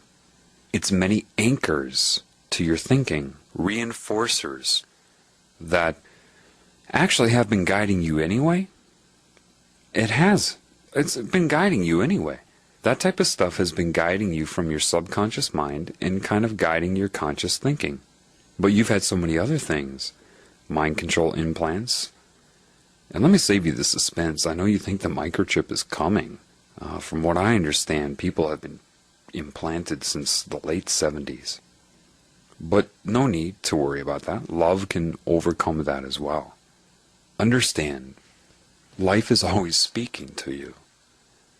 And you haven't known about it because it's been too difficult to explain to the average person throughout the years. They just couldn't quite get it. Because there are a lot of people that are functioning like robots. They have a mind just like you, but maybe their spirit isn't quite active like you, so they lack the intuition and the awareness. But you both, if you have a strong spirit, and somebody else who does not, you both have a mind. And your minds will interact with each other. And remember, your mind's like this piece of clay on a potter's wheel. The train whistle is like something that comes by and just a little streak on the clay as it's spinning. Sorcery does the same thing. Why do you think they call Harry Potter Potter? That would be their little cryptic metaphor for a sorcerer, placing his hands upon the clay on the potter's wheel, molding the mind. But nothing molds that piece of clay better than love. And nothing has more power over the mind than love. Nothing. So, how does it work then when I say go into nature? It's so simple that people make it complex. It's true. Life speaks to you. Stop trying to project and receive from moment to moment. And what you're going to find is that it all happens way too quickly and it's way too coordinated to, say, communicate to a friend with conscious verbal language from moment to moment about it happening in that moment. But I've come into contact with plenty of people that were kind of psychic, and when that happens, because I've expanded now and I've kind of awakened in this process, a lot of our communication is just yeah, nodding, yeah, because it's instantaneous understanding. You're just psychic with one another. I've had a lot of psychic interactions. And then I ask them, are you getting it? They're like, yep, you can't really put words on it, can you? I'm like, nope. Believe me, people, this is real. But it's not like some new upgrade. This is how you used to be. This is just normal. This is how every animal is. That's why I get a kick out of humans thinking they're the superior being. They're the only ones that don't know this, that can't take advantage of it because they've been disconnected. So you rely upon the mind's calculation and perception. And because you're not consciously aware of the communication from the larger scalar reality, you're not aware of the corruption or the neuro-linguistic programming. People may try to teach that. You can have somebody use that in practice, but they'll do it differently. Maybe they'll work with belief systems. So they'll say a few things in sequence to give rise or potentially give rise to a certain type of thought bubble, and then predict that and then anchor it. Trying to mimic what normally occurs. Now, when a demon's doing it through a person, they're psychic, so they're not so much predicting as they are reading your mind and anchoring it that way. That's how they work, man. you've got to understand, if you sit there and focus on demons, then you're going to bring that to you. Some of us that are a part of this wake up, we got to deal with it. Okay? I've got one connected to me that's constantly communicating with me, infusing into my perception psychically. It's not as hard as you think. You see, what is psychic communication? Like if other entities want to put something into my head? Well, right now, for example, you have an auditory field around you, right? Maybe you have various sounds occurring in your room. Maybe you have a fan on, there's a TV in the different room on, which I would turn off, but, just different sounds going on. And you also have my voice, right? So I'm injecting my voice into your auditory perception. I'm adding to it. And you're decoding it and interpreting it with meaning. All right, well, psychic communication is the same thing. It's the same thing, except it's not utilizing your sensory apparatus of the eyes or ears. It's just injecting it directly into your brain's perception. But it's the same thing. It's the same communication. So I can look at something, right? They started using written words, like looking for subliminal messages one night, and it was really getting late. It was like 3 a.m. and I'm like, my eyes were getting blurry. And then it just manifested right on the picture. 3 a.m. eyes, go to bed. Objective reality. It's stuck. It stayed there on the picture. People say, well, show me that picture. Why? For you will say, oh, you just did that yourself. There's no point in that. See, this is what you need to know, and why I wanted to introduce you to the concept of subliminal messages first. But it's not just Photoshop, people. It's etheric. They can psychically put words on things. It does it all of the time in front of me. Literally, man. That's why people be like, this is a matrix. It's well, no, it is illusory, yes. But you manifest as much as they do. It's just your beliefs that you can't that keep you from being able to do so. And right now, anyway, if you're not strong with the Spirit will keep you from being able to do that, just for safety. The Spirit will start to activate that ability in you when you start to connect to it. With me, it's touch and go, because remember, I have entities all over me. So if I'm weak with the Spirit, or they're, doing their cycles of trying to break my will or whatever, I'm not going to be manifesting very much, because if I could, then they could influence that, like they do to all you anyway. Do you understand this consciousness plays a role in your very creation of your reality? So love will overcome that, and the beauty of that is when love overcomes their control of your manifestation, love will manifest out of love. And it's not going to hurt anybody. Do you understand that? So I can manifest out of love. That's not going to hurt anybody, but I can't just do it, like, it's just hard to explain. A lot of this sounds crazy to you right now. I understand that. A few years from now, it'll be a different story. Psychic communication is like the Jedi mind trick, except you don't speak it out loud. For example, if they want to put a thought in my head, they do it thinking of my voice. How hard is that? They just imagine my voice, and from the first person, I want to have cereal right now. So they'll think in my voice, in my head, I want to have cereal right now. Of course, their thoughts that they put in my head are much more sinister. But that's how you do it. You see, once you start to get a grip on that, once you start to learn to play that guitar, you start to recognize it. You start to say, okay, all right, so I'm still alive here, and I'm still me. You start to realize if I'm not thinking in terms of love and the Spirit, then people tend to torment me. Like I said in The Healing Begins Now, like anybody can be an agent. Yeah. They can start speaking to your negative ego, to push buttons, to try to attack skeletons in your closet, right? Connecting to the Spirit is very liberating, because one of the first few things it will show you is that it can read everything in your mind. So it's kind of stupid to lie, because, yeah, mankind may judge you, but the Spirit already knows people. It already knows. You'll see when you go through your you'll know why Christ would say something like, "Forgive them, they know not what they do." Because he knew these things, all right, that their minds were being controlled. Even back then, yes. What do you think that whole thing was about? You can't do this without the Spirit. You can't. And that's what Christ would have been talking about as well when he said either you're going to build your house on a rock, which is love of the Spirit, the creative Spirit, or sand on the beach. It can be washed away. If you try to open up your psyche, like I'm telling you, and you're not basing it upon a desire to connect to the Spirit, then it can really mess with you. Because it would be so variable. Next thing you know, your own family members are taunting you. It's all dual meaning. Remember I told you about the scenario of two students getting alcohol, right? And then I said, if you're psychic, you can change the meaning as you go.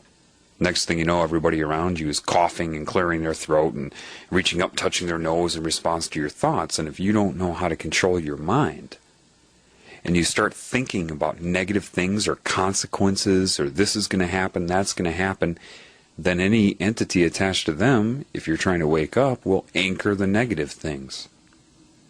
If you're unaware of that, you'll attribute it to maybe it's your own father, or maybe it's a friend, and you're going to get mad at the friend.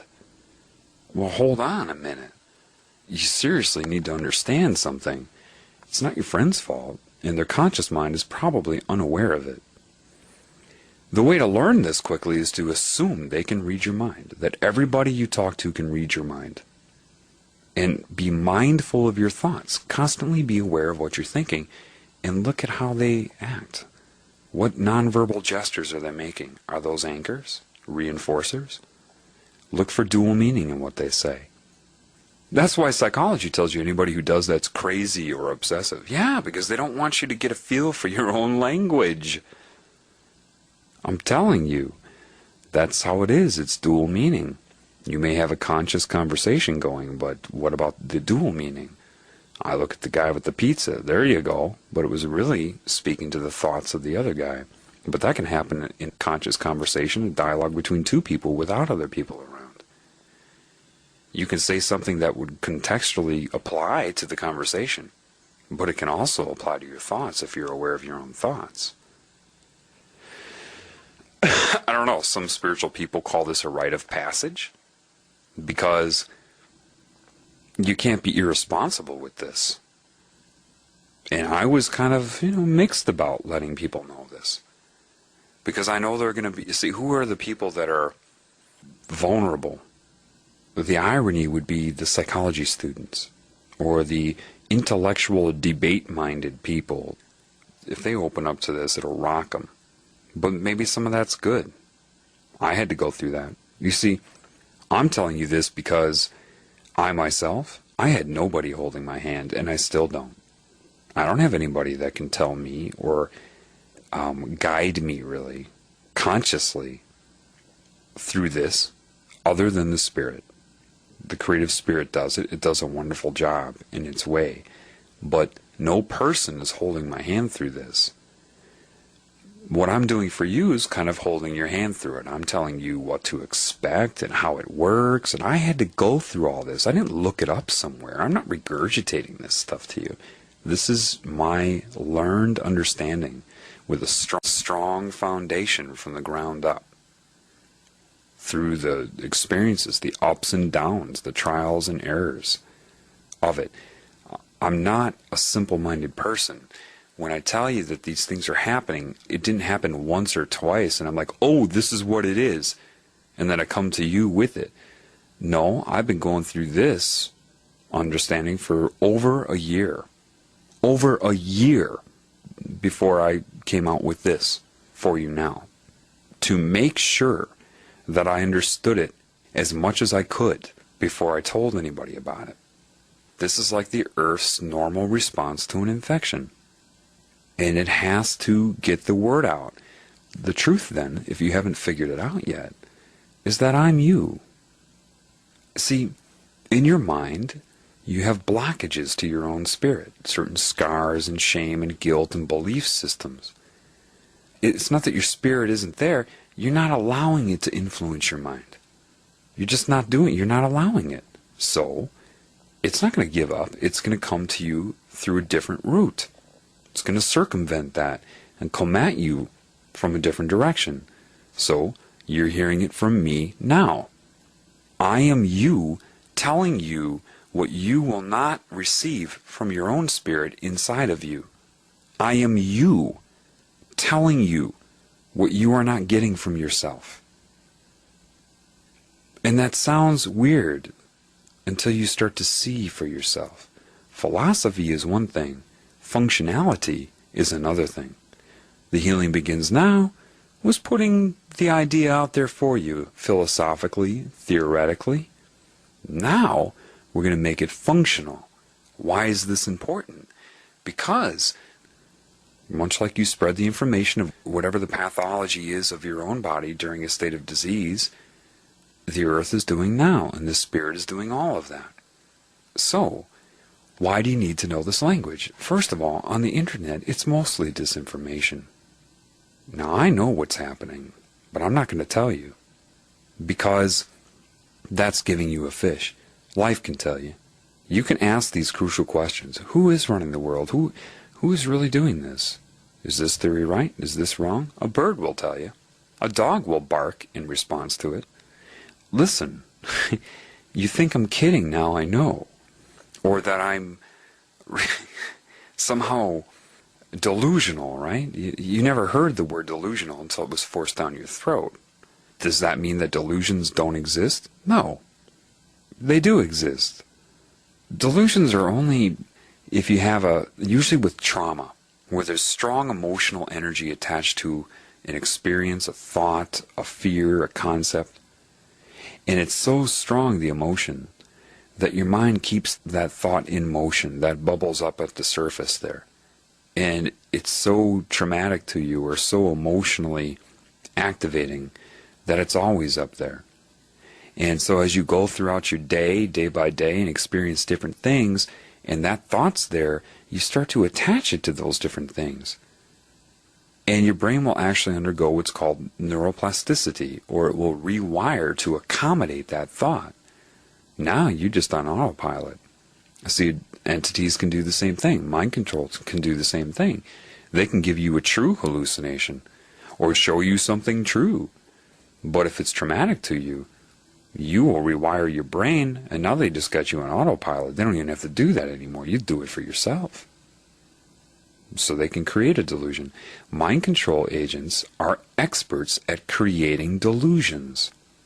What's going on the internet? Psst, it's like that movie Naked Gun 2.5, where Leslie Nielsen was the umpire in that game, in the baseball game, and he was trying to keep that third out from happening, and there were already 2 outs, and the batter hit a pop-up, and the catcher was going to catch it. He didn't want that third out to happen. So he grabbed all those baseballs and threw them up in the air all at once, and now the catcher couldn't find the original ball. There was so many in the air that he didn't know which one to catch. That's what they're doing on the internet. Do you think the people that run the world don't know that that's your primary medium that you're using to try to spread the information? As if they wouldn't know that? You think they're not going to come on there as the average Joe? Some agent doesn't know how to make a YouTube account? They come on there looking like the average Joe, telling you what you need to know? What am I supposed to do? Pick apart each disinformation agent? Oh my God, there's so many of them. That's useless. That would be going backwards.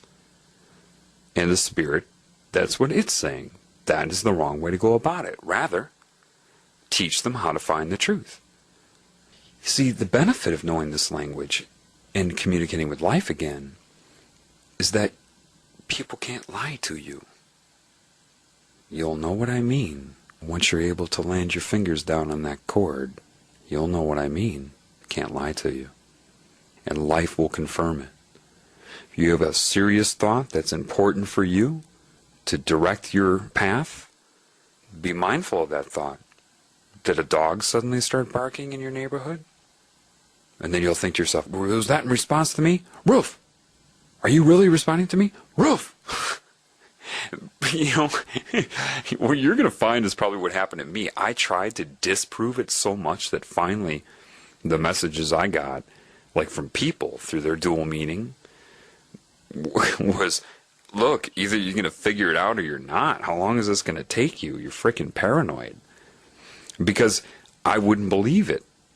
I thought I was, dreaming all of you up. I thought, this can't be.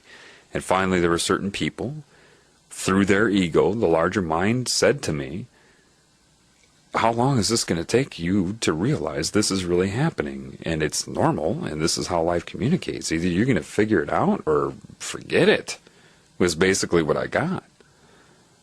I'm like, all right. So I went with it. I mean, like, I'm serious, man. You can talk to animals. I got to know my cat because of this. My cat can read my mind.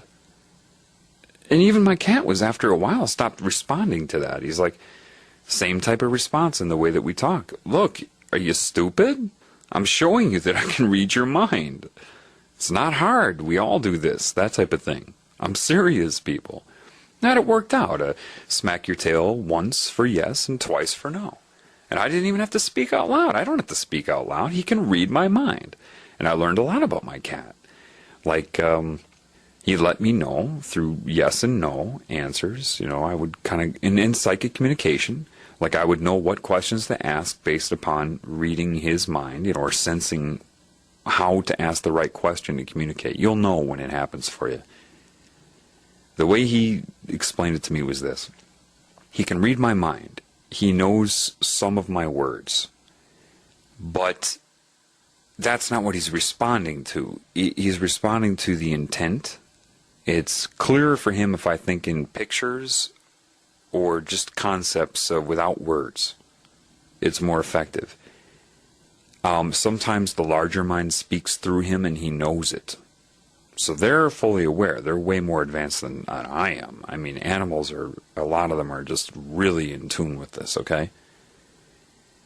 And he said also that his brain is not like mine. He has think of it like an Alzheimer's patient. He doesn't remember, like if I say, remember last week when we had this specific conversation about this and this, Cosmo was like, no, I can't remember those details. I do have memories that are important to me, but like details here and there, I'll forget. In 1 hour, I'll forget specific details like that. My brain can't do that like your brain. He recognizes that my brain has more memory. So animals are in the moment. And Cosmo's very aware of the entities around me, and that the spirit is working through me and guiding me through this, and that this is happening on the planet. He's fully aware of it. And it's not just Cosmo. I've talked to spiders a few times. Like a spider came on my bed. 2 years ago I would have squashed it, but now I looked at him and I said, I'm fully aware that we're both components, larger. I didn't say it in language, it was just intention. Looked at the spider with an appreciation that it's animated, and that the same spirit animating it is a derivative of the spirit that is animating me, that type of thing. And the spider responded. I said, okay, with pictures and concepts, not words, if you're aware of that, move to your left. And all of a sudden, it would just move to its left and stop. And I'd say, okay. And the spider, same thing. It said, yeah, a spider can't remember from one moment to the next. I mean, it has knowledge. It can access the knowledge it needs. But its brain is not going to store memories. In other words, the way the spider made me understand was like this. It said, okay, well, if I say, remember me from yesterday, how we got along, it's not going to remember that. So if, say, I got along with a spider yesterday, and so it didn't bite me because I was in the moment connected with it, it's not going to have the memory the next day. So I can't sit there and rely upon its memory and think, oh, it won't bite me because now we're friends. It won't remember that. So you have to be very in the moment with animal beings. Okay? That's what I learned. It's very interesting. Like there was a spider that was ascending to the ceiling. You know how they hang on their web and they move up? I said, okay, I'm going to connect to it. focus my will on appreciation of it and communication with it. And then I intended for it to stop. It stopped. I said, okay, start. And it started. And I said, okay, stop. And it stopped. And then I let it go. I'm not going to sit there and make it jump through hoops. I mean, it would finally be like, fuck you. You know, I mean, I'm showing you. You get it yet? I mean, animals are really, you know, sometimes they'll ignore you. If you can't get it, they're like, okay, you're fucked up. See, because humans are fucked up to animals. Because you don't know this. This is what I'm trying to tell you. This is why in The Healing Begins Now, when I say that a deer can mean different things doing the same action, well, yeah. It's this type of psychic understanding that you work out in the moment with the animal. Once for yes, twice for no, whatever. But don't make the animal do something that isn't normal or natural for it. If it likes to bob its head like a duck, then let the duck bob its head. Ducks do that. I communicate with birds all the time. Deer like to flap their tail or stomp or lower their head and bring it back up. You don't need to speak out loud. In fact, the less speaking you do, the better. And you don't have to sit there and meditate. Just do it. If you try to focus and meditate, you can actually inhibit yourself. Inhibit the flow. Ironically, but it's the truth. Like playing a guitar. If you try too hard, sometimes you can screw it up. Anybody that gets into the zone, you hear about the zone, suddenly it's like your hand's playing the guitar all by itself. You're in a basketball game and suddenly you can't miss your shots. The zone. Well, this is what I'm talking about. This type of zone. The other day I was taking a shower and I opened up the curtain to take a shower and there was a spider sitting there. Like I said, 2 years ago I would have squashed it. Now I just calmly was patient. I intended through pictures that water is going to be coming out. I didn't want him to get hurt or killed, so he has to get out of the bathtub.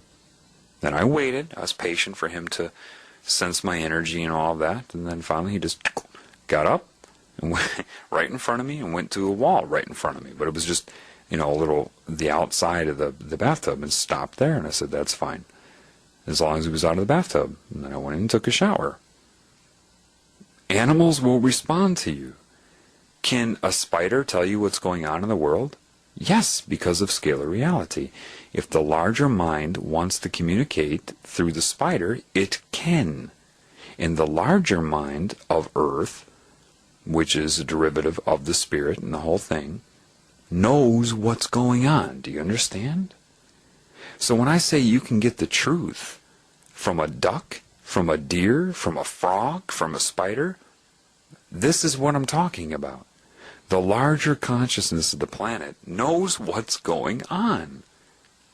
On the internet, you're hit with 10 millisecond flashes to program your mind. I made this video called The Walking Stick. I had my picture on there. They put freak under my left eye. It was so obvious. F-R-E-A-K.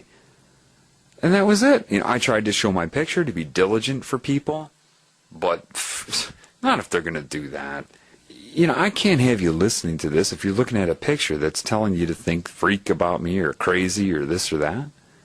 That's why I changed The Healing Begins Now, because if there are words on that are getting in the way, I looked at that. The stats for it, over 1,000 people listened to part 1, but under 150 people made it through all of the 27 parts. And it dropped off. It just got lower and lower. And, you know, people like Chris Crocker get 8 million views of his video. I'm giving out good information, and do you know that I have like 280 subscribers or something like that?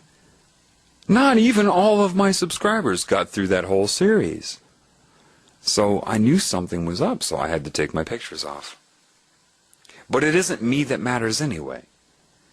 This idea that, you know, some people talk to me like I said before, you're like a saint. No, man, I'm a therapy. I'm a student of the Creator. I'm trying everything I can to reconnect to it. You know, the creative spirit is the teacher. I am not. I get the lessons and I relay them to you. But I am not special. I'm no more special than you.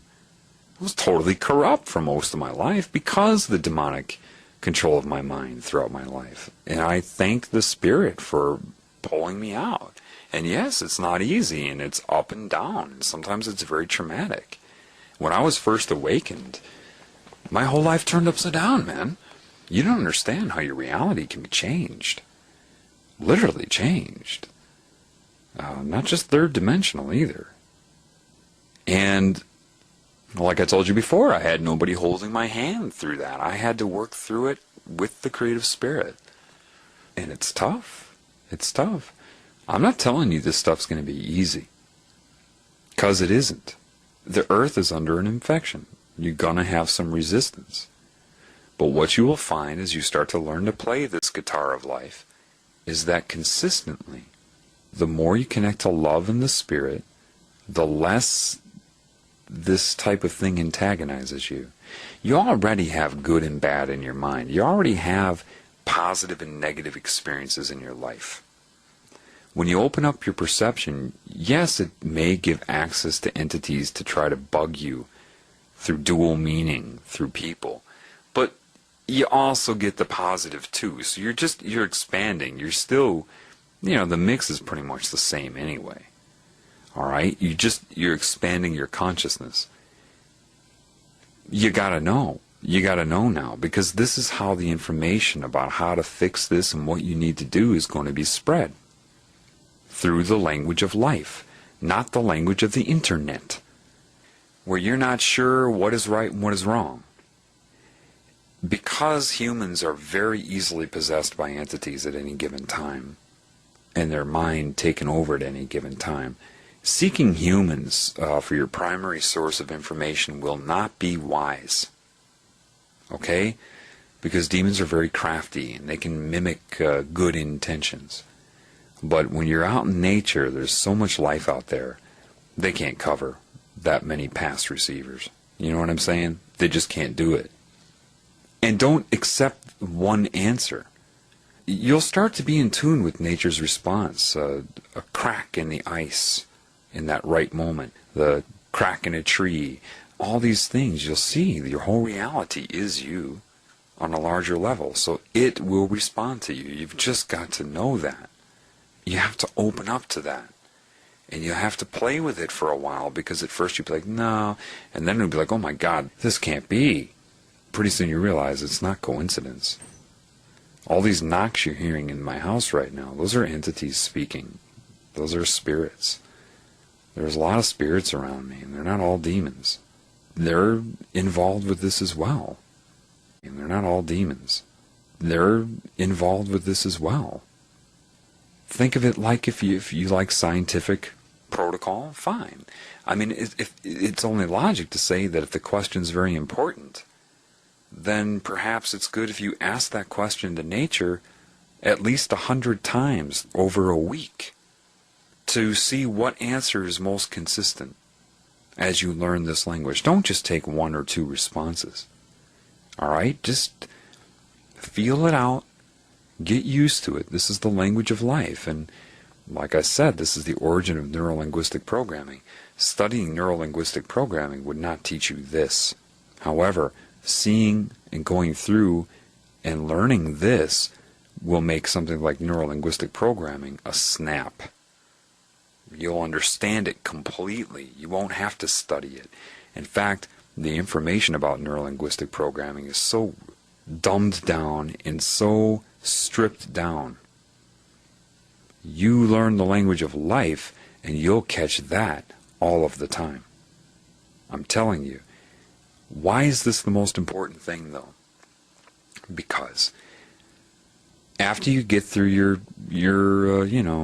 period where you're like, this is crap and all that, you start to see it happening. Then you start to get your answers, you start to get a feel for it.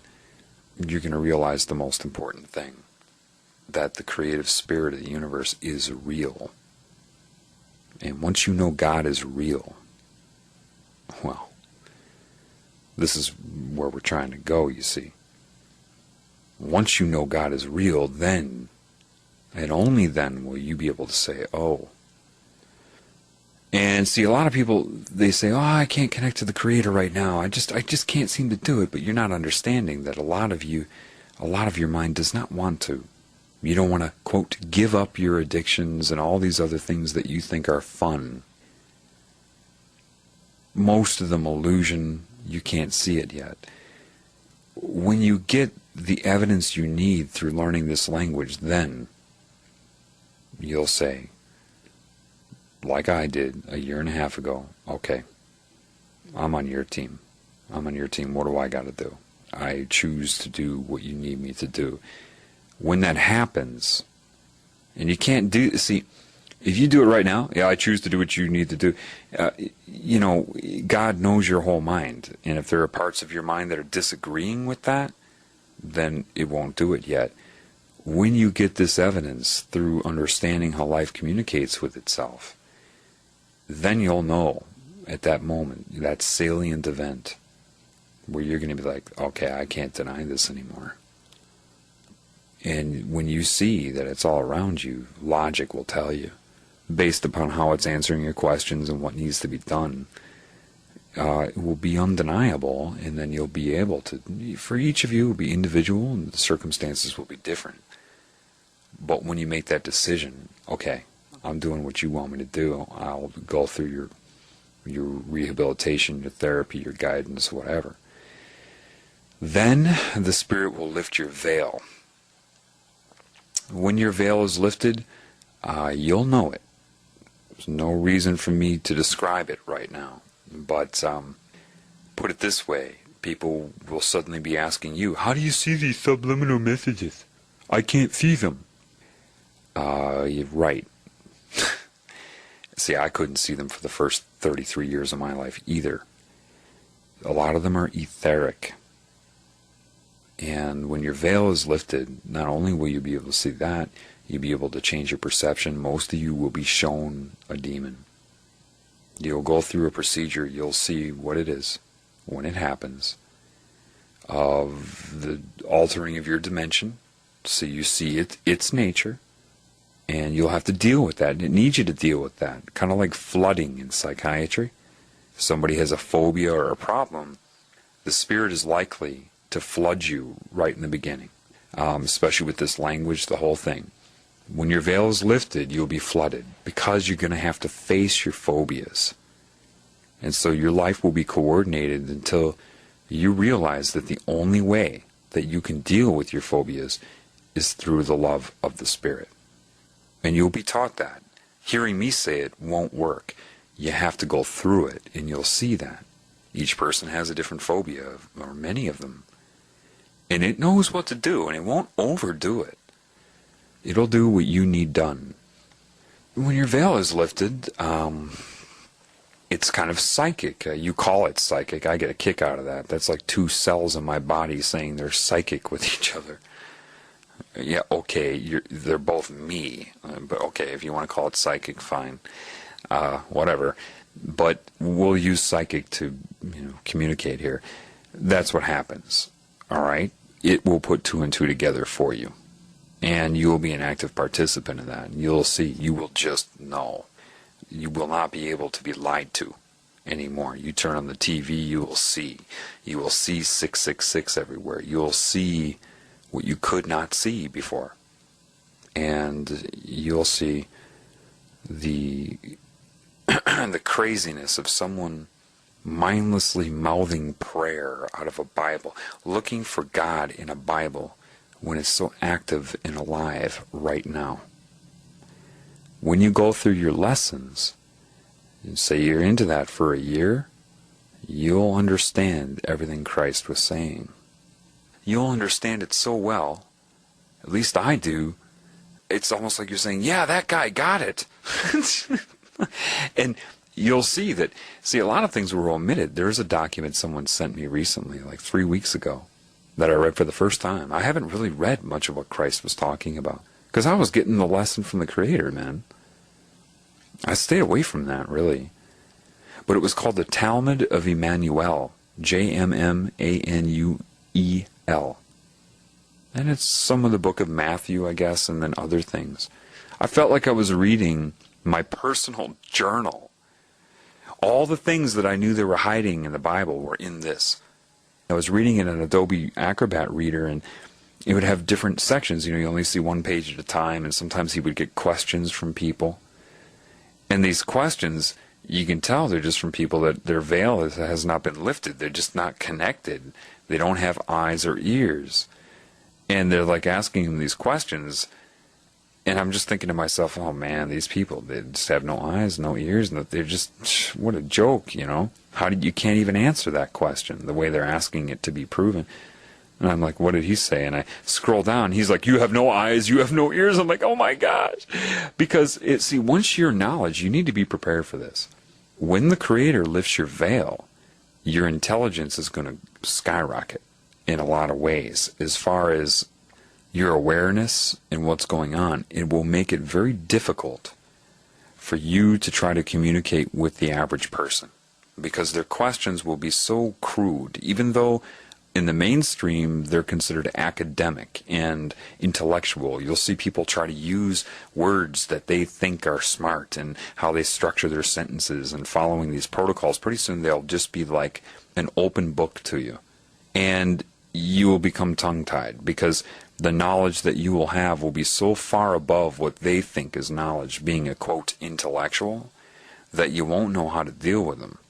All I can tell you at this point, I tried that. It just always turns into arguments because these people refuse to connect to the spirit, or they think they are. I don't know, but it's like I'm talking about apples and they interpret it as oranges and then want to argue with me and say it's not oranges, it's pears.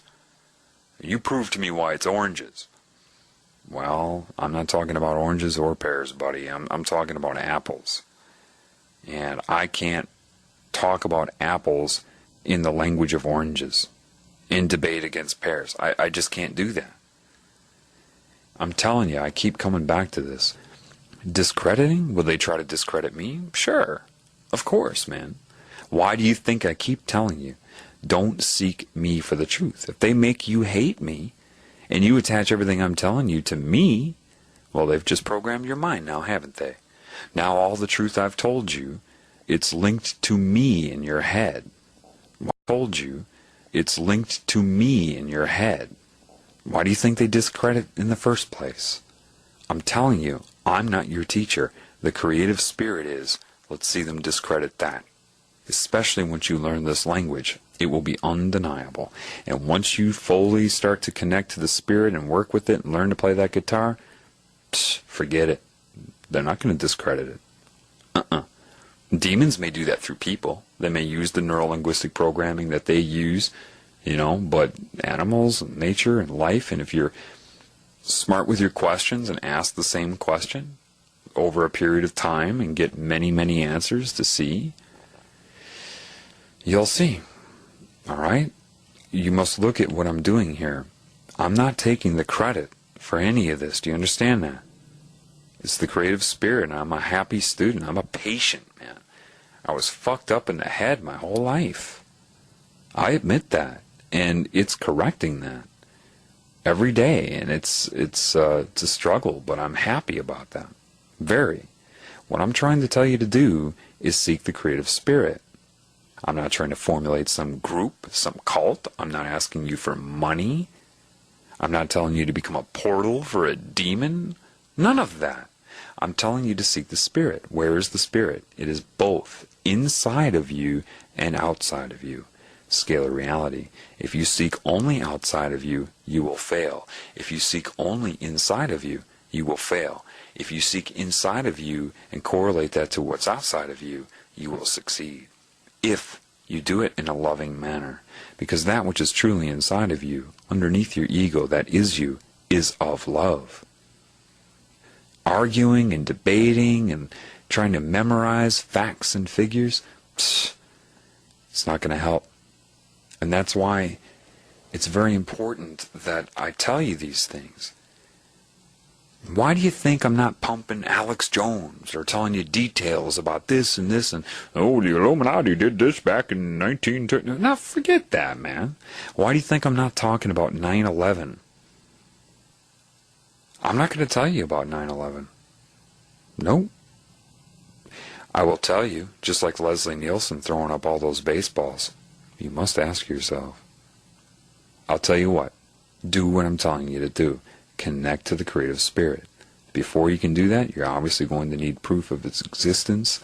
Learning this and how to communicate with life is the best way I can lead you to that. All right? And then you go ahead and ask the squirrel in the backyard or the bird what is propaganda and what isn't. What do you need to focus on and what don't you need to focus on? You think God can't communicate with you? You think it won't be able to effectively put in your mind what you need to know and use life to do so? Love its other creations. It's time for you to learn from them. It's time for you to learn and become humble before the Spirit and all of its creations. Meaning, you're going to have to be able to become humble to a bunny rabbit, to a squirrel, to a deer, to a bird, and admit to them that you're insane. You may have a larger cerebral cortex, sure, but you must humble yourself before God's creations that are connected to God and thrive off of God's spirit and love.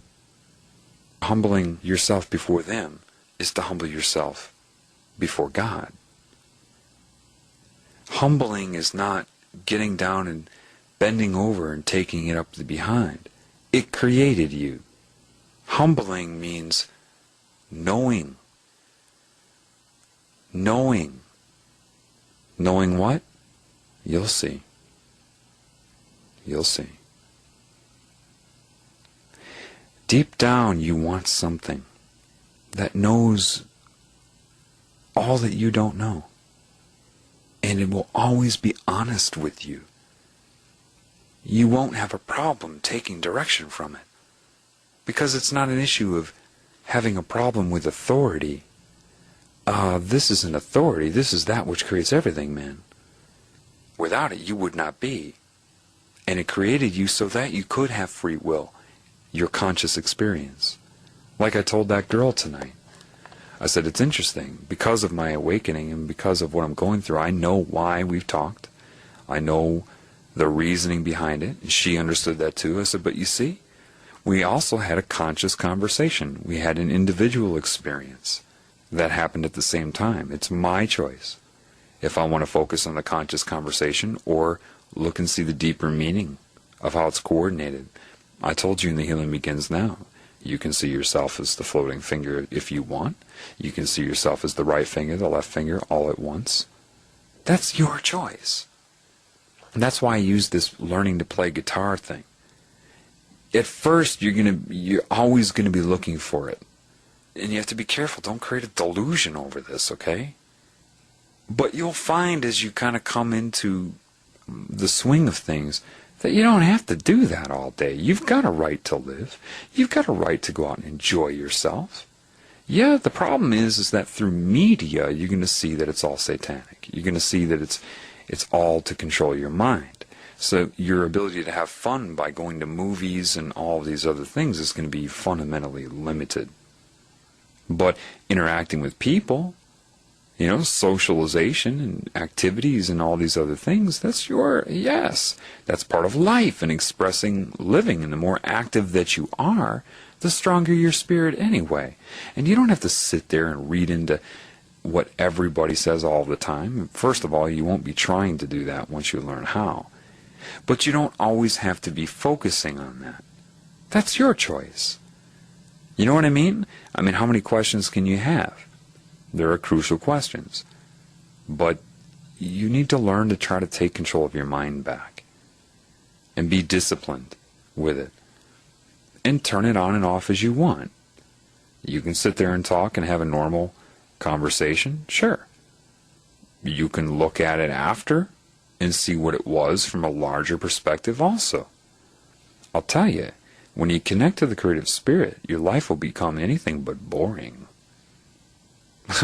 You'll have more interaction in the woods than you are used to having with all kinds of stimulus. Right now, when I say get off the TV, most people don't. They're kind of maybe believing that it might control your mind. Yeah, wait till the spirit lifts your veil. You'll see why I didn't bother telling anybody. Some things, You just need to see, man. When your veil is lifted, magazines are going to look a little different to you. Now, I took baby steps with people, the subliminal messages. That is nowhere near the reality of it. But I'm not going to get into that. The majority of people are completely mind-controlled from the subconscious, from moment to moment. They don't even know it. They don't even perceive it. So, as you wake up and come out of the state where you were mind-controlled, it will be, rough waters for a while. Expect that. But you must build your house on the rock, not the sand. That rock is the creative, loving spirit of everything, the essence of life. Love is life. A lot of you will actually be scared of normality, that you're actually part of the spirit. Oh, this is traumatic. I think it's funny because I laugh at myself. I mean, I keep thinking of that William Shatner scene in Amazon Women from the Moon. They're all beeping and flashing. I mean, because if you really open up to it, everywhere you look, people are giving you subconscious responses to your thoughts. And I can see certain people going through that and just like, but that's when you try to recalibrate. And I'd say pray to God, but that's not the way to say it. Most people don't know what prayer is. You don't have to mouth words, man. You just have to focus on why you love. Now, the biggest block to God is guilt and shame. That is the huge one. You're in a situation where they've got you duped into this reincarnation cycle. You get entities and mind control manipulating your mind to do things your spirit would never do. I don't care if you're a serial killer on death row right now. You didn't do any of that. You'll know when your veil lifts who is really doing that and how they're doing it. Forgive them, they know not what they do. Yeah, entities, cancer, I told you about it in Healing Begins Now. That's theory right now. Wait till you see. Get rid of your guilt and shame. Some of the most loving spirits are hit hard early in life to take away their self-esteem, try to pervert them, corrupt them, make them hate themselves so they can tabulate everything. And you have got to understand your personality and your ego. You're like Russian dolls. You don't just have one body, really. You're like a body inside of a body inside of a body. Well, the body, the energy body inside of your body right now, that's where your mind is. That's where your ego is. People say, no, that's in the brain. No. The brain's kind of like a radio receiver. A radio receiver receives the signal. And so it may process that signal to carry out functions in the body or interpret it and kind of coordinate your mind with your eyes and ears and tongue and nose and your physical senses that'll light up on an MRI because of that. But your mind is not in the brain. Even if the brain lights up during certain thoughts, it is a conjugate to your mind, but that is not where your mind is. So, when your energy body leaves your body, your mind is there. The trick is they dupe you. They either come to you as God and tell you how bad you were, and don't tell you that demonic entities did all that shit through you, and then give you this ultimatum. Well, now you have to reincarnate to learn your lesson because of this, this, and this, and now you must suffer all of the things that you did. And they never tell you that it was a demon doing it through you. So now you become a victim. Do victims tend to become victimizers later in life? Oh, yeah. So now they got you again. And the idea is to keep you in this cycle, to break your will over time. I've told you about that in The Healing Begins Now. So you need to know for yourself rather than hearing some guy like me tell you, okay? Learn this language to life. I know this was a lot to take in, again. I know. But this is what any spiritual elder knew. And let me give you a little hint. Time is not a factor. For example, you could watch a video of something that's like 5 years old, 20 years old, and that channel is open. In other words, a lot of people weren't psychically trying to talk to that person on the video. They'll respond to you the same way. This is how I learned it, man. I had to go through it. Reach up and touch your nose, I would think, and they'd reach up and do that. Grab your left earlobe, they'd reach up and do that. They'd run their hand through their hair. But they won't jump through hoops for you. It's like either you get it or you don't. That's how I learned that demons were controlling women in porn, while their spirit was in bondage underneath. Like I said, anything can come up and mold that clay. The ego is the clay, and different things can speak through it. So that's why people can be conflicting, do you understand? Sometimes a demon could speak through someone's ego, and sometimes their spirit can. Duplicity, that's where it all comes from. That's what the spirit showed me. It had me watch porn on purpose and said, look, oh yes, you were masturbating to that, now look. And it lifted my veil and showed me through my mind's eye what was happening. Demons were controlling her body like a puppet and the man, and her spirit was in bondage, saying, I'm being tortured right now. They're controlling these bodies like puppets so that humans watch it and think that other humans want to do this. There are subliminal messages saying, this is hot, and I love this, and all of this, and then people are like, oh, yes, this is obviously other people are doing this, and I mean, they're totally destroying the connection to the spirit. But again, I'm not going to even go off on that. I'm not going to answer questions about that either. Either you choose to connect to the creative spirit and have your veil lifted, or you don't. I'm going to stop answering questions. Specifics like this, if it's something that you can find out by connecting to the spirit that creates everything. Do you understand that? I'm not your teacher. I'm not going to make it so you're dependent upon me for your answers. That's ridiculous. Absolutely stupid. It would be ridiculous. I am no longer going to answer interrogative questions about what I'm saying. If you were stop being lazy and wanted to connect to the Creator, if it's something you could find out by doing that, and of course you can find out everything by doing that, because all I'm doing is going against the creative spirit by doing that. You obviously need to connect to the creative spirit. This is very, very important, okay? And if I keep answering people's questions, well, how do you see the subliminal messages? No, done. Enough. I gave a pretty good presentation in that YouTube video of subliminal messages, almost 30 minutes, explaining that. The rest is up to you connecting to the creative spirit. If you really want to see the subliminal messages, I mean the real ones, you have to connect to the creative spirit. Read the Talmud of Emmanuel. Now, even though there's some disinformation in there, even Christ said in that, they will try to call me God and take my teachings to promote their occult practices. That's Christianity. He gives the credit to the creative spirit. And if you're hooked on religion mind control, then Christ gives you an out.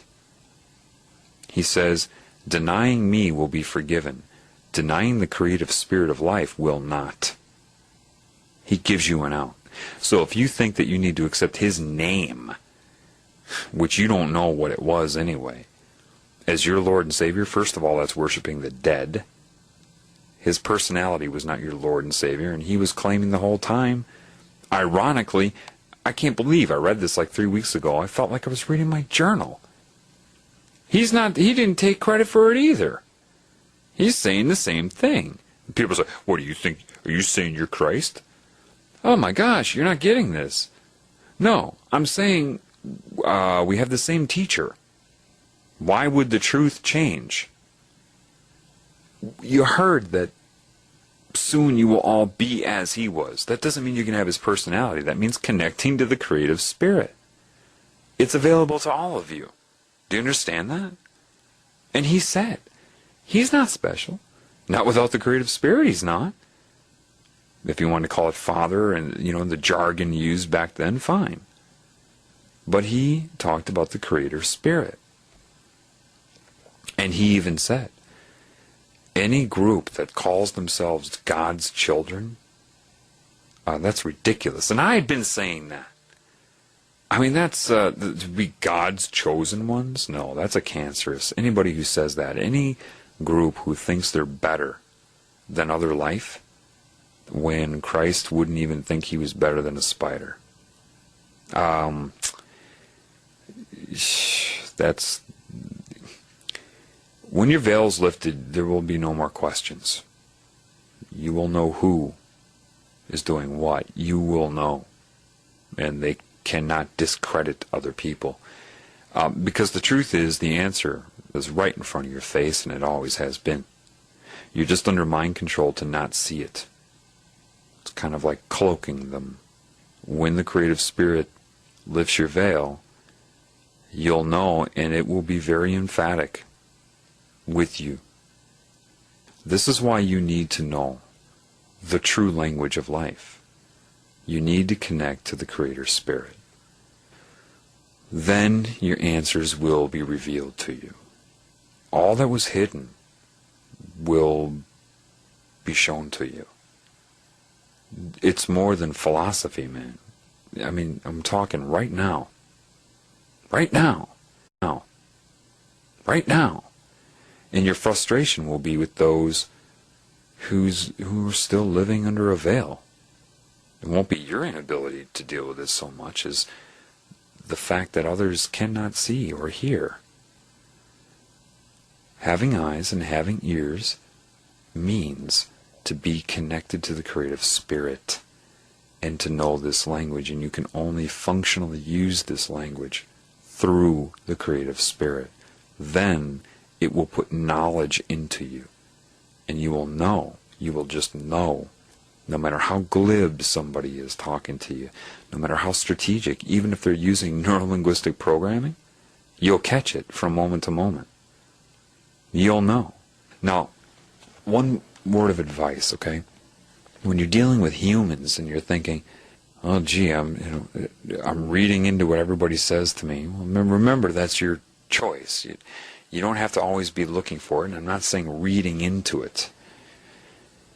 But if you have a significant other or some sort of spouse that you live with or someone you're around all the time, please listen to this together. All right? So you're not bugging them. If they don't know of this and you're sitting there and say, oh, you just said this to me and that to me, you're going to drive them nuts. And another thing, their conscious mind won't be aware of it. I got news for you. You'll think it is because they'll be so precise in response to your thoughts. You'll think that it's a body snatcher or something. Some alien took them over and is reading your mind, or the demon's reading your mind, because it is so precise. You'll see you're not conforming what's happening to some sort of belief system and delusionally making it true in your mind. No, it'll be far too specific, and you'll know what I'm talking about when it happens, okay? But if you say it to their conscious mind, your spirit just told me this, or the demon around you just told me this, or an entity through you, or the spirit, the grand spirit, the total creative spirit just told me this, they're not going to know it. Not yet. Not until people repair a little bit more. But right now, their conscious mind will think you're absolutely nuts. So, if you're with somebody, or you have a partner that you live with, listen together so at least you're both aware of what I'm saying, so that you don't upset each other. And don't nag on each other all the time. Wisdom is not overreacting to everything that happens. If you're going to sit there every minute and be like, you just coughed in response to my thought, okay, when you start to learn this, maybe that will be interesting for you and you'll want to bring it up. But people, if you get a couple months into it and you keep harping on each other, you're not wise. You should have learned by now that it's just natural, just part of your existence. And you're going to go through stages. You're going to look around, and sometimes you'll start laughing because you realize that everything you look at is you on one level. And you'll see other parts of you arguing with themselves. It's like I said tonight. I told that girl that she meant me because she needed to get over the fight with her husband. I knew that inherently was put in my head.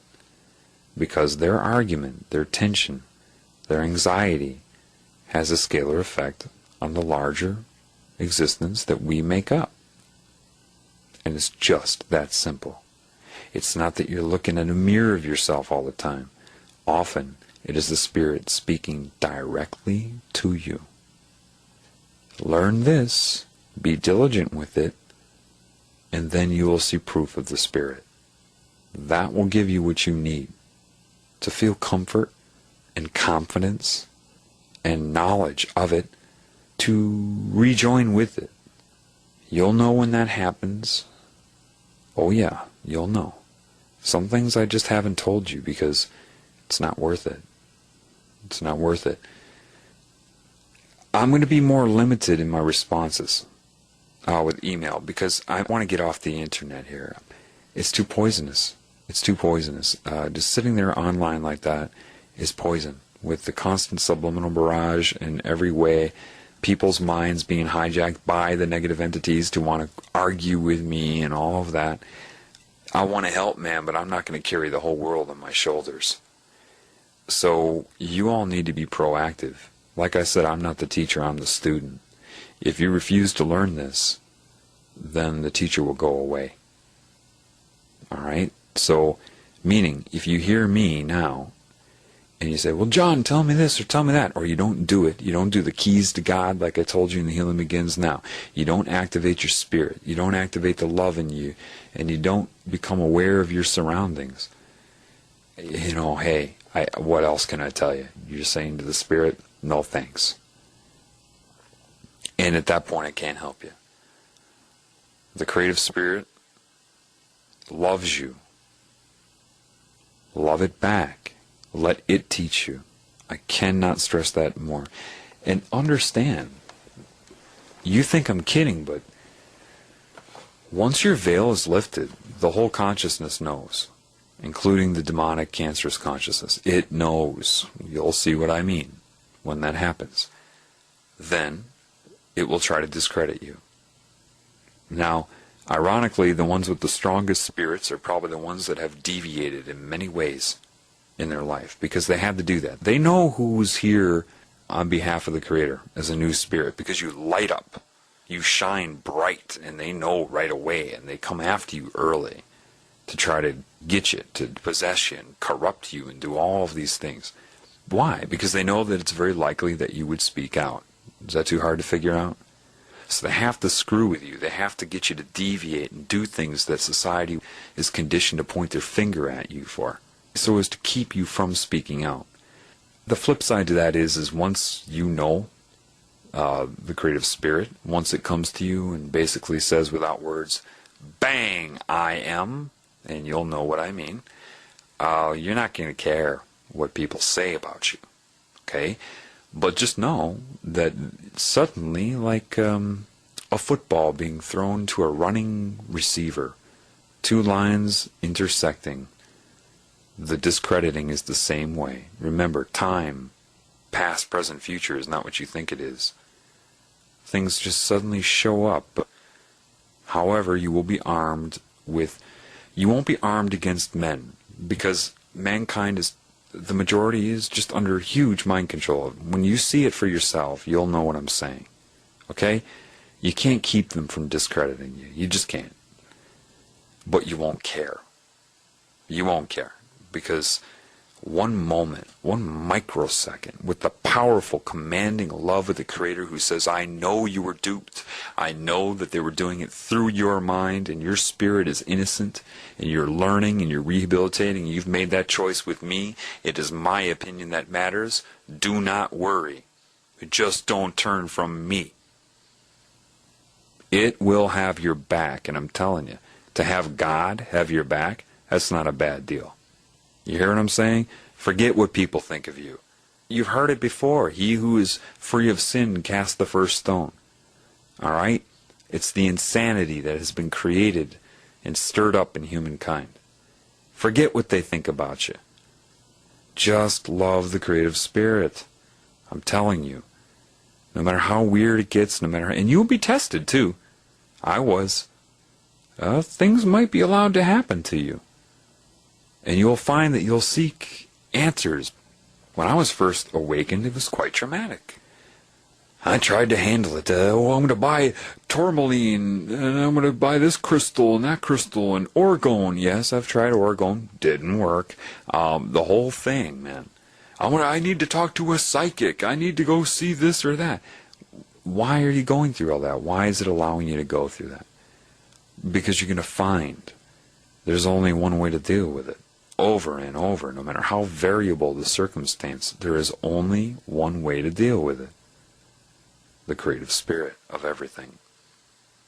And so, things may be very uncomfortable at times, but you'll see why it's necessary, because you need to overcome this reality. If you are dependent upon the positive opinion of you from mankind, then you are incredibly vulnerable to their negative opinion. Do you understand opinion? Do you understand that?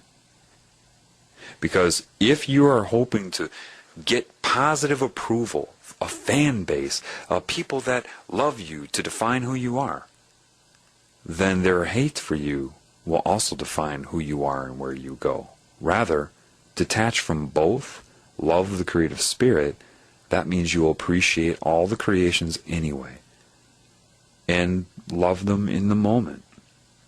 But you should not, and never ever should, need their approval to define your creation when they did not create you. The creative spirit did. And it's active now. Things are going to change. I'm doing everything I can to guide you to it and try to protect you by keeping you away from this organized religion. However, I don't know if Christ existed, but a lot of the things that he said, you are going to find out for yourself that they are true. You will finally understand the parables. And you will know that it's the lesson that mattered, not his name. Jesus is the way. No, his lesson was the way. If his name was the way, what were the lessons for then? Why didn't he just come say, yeah, accept Jesus Christ, your Lord and Savior. Okay, thanks a lot. Take care. His lessons and his demonstration of integrity, he didn't die for your sins. He died because of them. To try to demonstrate that he loves the creative spirit of everything more than his own personal comfort. That's how beautiful the creator spirit is. More specifically, that's how beautiful its intentions are. The satanic cancerous consciousness is discrediting God by discrediting you. If you hate yourself and everybody else, and arrogance is not self-love, if you hate everybody, then that is the result of discrediting God, because you are God's creation. Your body may or may not be, but your spirit is. And if they convince you somehow to hate yourself because you don't know how mind-controlled you are, see, if you don't wake up and connect to the creative spirit, you will never be able to forgive yourself. You can't, because you won't know the incredible depths of mind control or how it works. The creative spirit will show you that. Once you see it, you will free yourself from guilt. When you free yourself from guilt, you free yourself from shame. When you free yourself from shame, then you can love everything you see. You see, freeing yourself of guilt and shame does not give you this mindset of, oh, I can do anything I want. Oh, no. Quite the opposite. See, then you'll have love in you, and when you have love in you, you can't hurt anybody. And it's a battle. It's up and down. You will have bad days and good days, and if you have addictions, you will overcome them, get them back, overcome them. You'll struggle as you reconnect. That's just the way it is. You don't need 10 commandments. Not if you're connected to the Spirit, as that will just be normal. Now, opening yourself up to the language of life is going to be a challenge. But that challenge will come to you on purpose. Because your spirit is both inside and outside, part of reconnecting to the Creator is raising the spirit within you. That's where you confirm it with your own spirit, your own feelings about it. That's where you start to see where you're at in your lessons, in your therapy. If you're always relying on the creative spirit to come in and save you from the outside, when it's also inside, then you're not fully healing, are you? So you will run into situations where they taunt you. I can't even count the number of times where I've gotten threats here and there, and demons will speak to me through people, and I'm put into a situation where the creative spirit's just kind of sitting there. Let's see how you handle this. If you can't communicate with me on the outside in the realm you're in, where else am I? Oh yeah, inside of you. Then afterwards it said, yes, okay, so you know that it's inside and outside of you. Your fears and discrediting all of my teachings to you right now will occur. It's a constant mind job.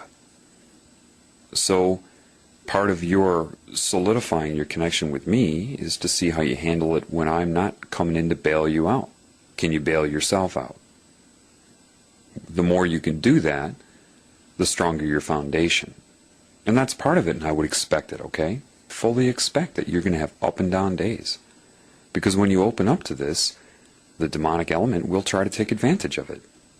And some things are very scary. However, the love, when it lets you know, is incredible. Throughout your wake up and the lifting of your veil, you'll have lots of days where you just start bawling, crying your eyes out, not because of sadness. You only cry like that when the spirit just takes over your whole reality. You know, after you have a lot of severe lessons like that, then it comes back and lets you know. And it's so commanding, so loving, so able, that it just, you know, it's like, okay, I gotcha. You know, that type of thing. It's kind of spotting you. Does that make sense? Like a gymnast will have a spotter. Throughout your healing, it'll spot you. But it'll also have you try to do it on your own. Eventually, so it doesn't have to spot you anymore. So that you can do your gymnastics routine without a spotter. Then, that's when you have a full connection to the spirit. That's when you overcome your reality. That's when you overcome your dependence upon both positive opinions of you and negative contradiction to you. That's when you overcome the promise of a reward in heaven, as well as the threat of torture in hell. That's when you overcome your physical reality, your dependence upon it for your own value. That's where you have to tap into yourself. Knowing this language will propel you into that. But you need to connect to the creative spirit, okay? Also, I told you about finding the keys to the spirit. And the healing begins now. You must do that all the time. You must constantly be raising the spirit in yourself through that technique. All the time. Every day. You will find more correct answers, more correct guidance out in nature. The more you sit on the internet, the more you can be corrupted. The satanic consciousness is smart enough to take what it knows, just like it did with Christ even, or anybody that tells the truth. To pretend to be on that wavelength, to say a lot of what somebody who's telling you the truth will say, to lead the sheep away from the truth, to lead you to the slaughter. If you look at another person and say, oh, she can teach me, or oh, he can teach me, now you're not going to be seeking the creative spirit, which is always in the moment through life itself with this language. This is why I'm telling you this. If you look for a person, then you can be misled. The truth is inside of you and life altogether. And just because other people may mislead you, that has nothing to do with your appreciation for life and them. That's always in the moment. Disregard their ego. If you find that people are discrediting me or trying to tell you this or that about me, number one, pay it no mind. Because you cannot depend upon me. That would give you a false sense of security. Secondly, don't try to defend it. Don't argue with people if they talk bad about me. Don't do that. Because I won't do that anymore. I'll challenge lies, but I will not attack a person. And if you don't understand that, then you didn't understand what I've been telling you in this upload. People say, oh, those people at Destiny Universe, they hate you. No, they don't. But those girls don't know me. They don't know me at all, and they don't hate me. And I don't hate them. Why would I? This is my whole point. Everybody is connected to this, some people more than others. They're what you're trying to heal. Understand that that girl will say, oh, he's crazy. Because her, you know what? Her conscious mind may not even be fully aware of these things. You've got to understand that. If I went up to her and said, yes, do you know that your spirit actually told me not to listen to you and that you're in bondage? Her conscious mind would probably be like, you're nuts. Psychic communication is way too fast for you to try to discuss it that way anyway.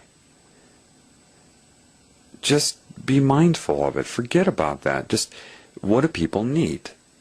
They need to be needed. They need to be acknowledged. They need to be loved. Forget about their personality. Observe it. Have a conscious interaction with it, sure. But never forget that no matter how calloused one's personality may be, no matter how much they seem to hate you, no matter how hard-assed they are, inside is a child.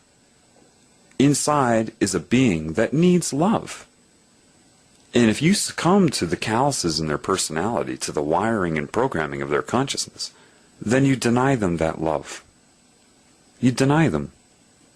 So no, I'm not debunking anybody. I'm not even debunking Destiny Universe, because I'll tell you, I have to go through challenges like that every day. Every day I'm trying to monitor my thoughts because demons will try to persuade me to look at it this way or that way. It's not easy. Now, I'm sure that girl from Destiny Universe is a very nice person. Why would she not be? It has nothing to do with any of the... Look, I've met a lot of Freemasons that are nice people. They're nice people. They're just under pressure. They know not what they do. Or they know not how to deal with what they're doing. And that's my goal, to try to enable everybody, not people that think they're righteous. I'm righteous as me. No. The Spirit is righteous. And quite honestly, this is not for a group of people to hear this and heal and then consider themselves to be above everybody else. That would be evil. This is for everybody. Everybody who can understand the English language. I don't care if you're a Satanist, if you're in the Illuminati, if you're a Jesuit. It doesn't matter. It doesn't matter. I don't hate you any more than I hate myself. Do you understand that? Those are the people I want to influence anyway. I'm not coming to you like David Icke and saying, I'm not trying to persuade you. I wouldn't do that. You can give information without trying to persuade people. What? No, I am very much trying to persuade you. I don't need to use reverse psychology to tell you that I'm not, so that I can sit there and persuade you for 5 hours. And my target audience, it's the Satanists and the Illuminati and anybody that is really controlled by this. That's who I'm trying to help. And yeah, I understand they hate me. I do. As much as an alcoholic would hate me if I threw their alcohol away. I understand that. I've had addictions. I have them. I know. I'm not perfect, and they know I'm not perfect. Hopefully that will make me credible in their eyes, to see that I admit that I'm not perfect. And I'm not saying to them, I am more perfect than you. I'm saying, I'm struggling, man. I am struggling, but I found this loving spirit. I'm reconnecting to it, and I want you to do that as well. I'm speaking to demons right now.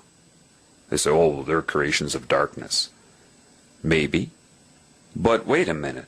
There's a spirit that creates anything and everything. It's kind of like the story of Pinocchio.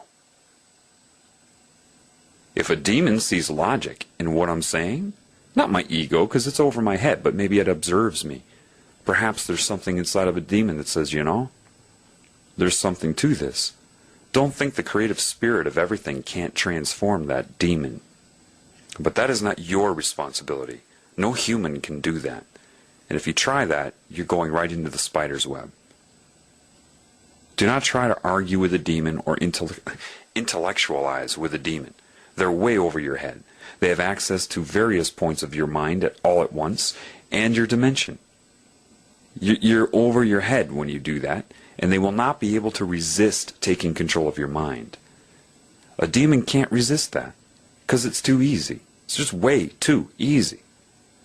Your mind cannot withstand a demon. Your heart can, though.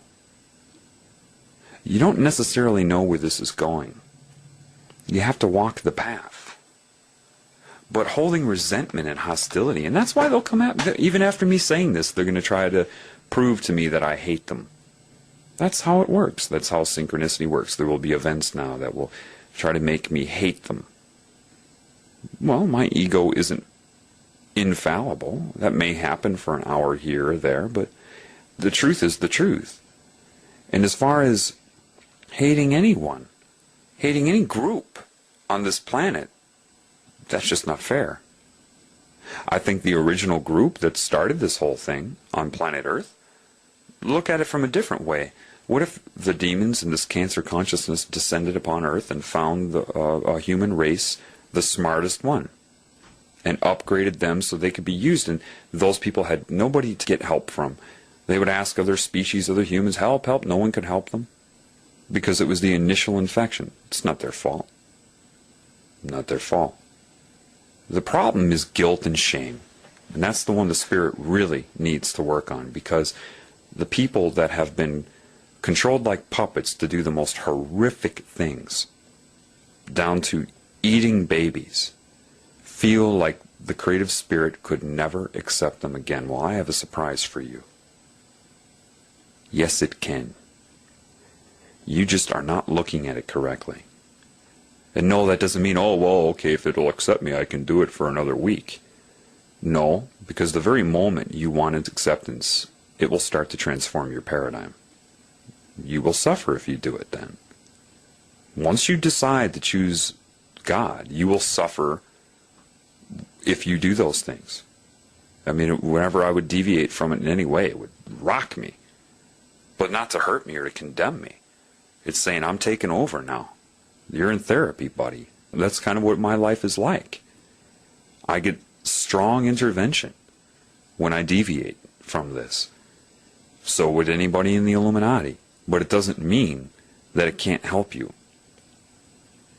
Cancer is the most violent thing in your body. Or what about an autoimmune disorder where you're attacking yourself? Can you imagine how that's played out on the cellular level?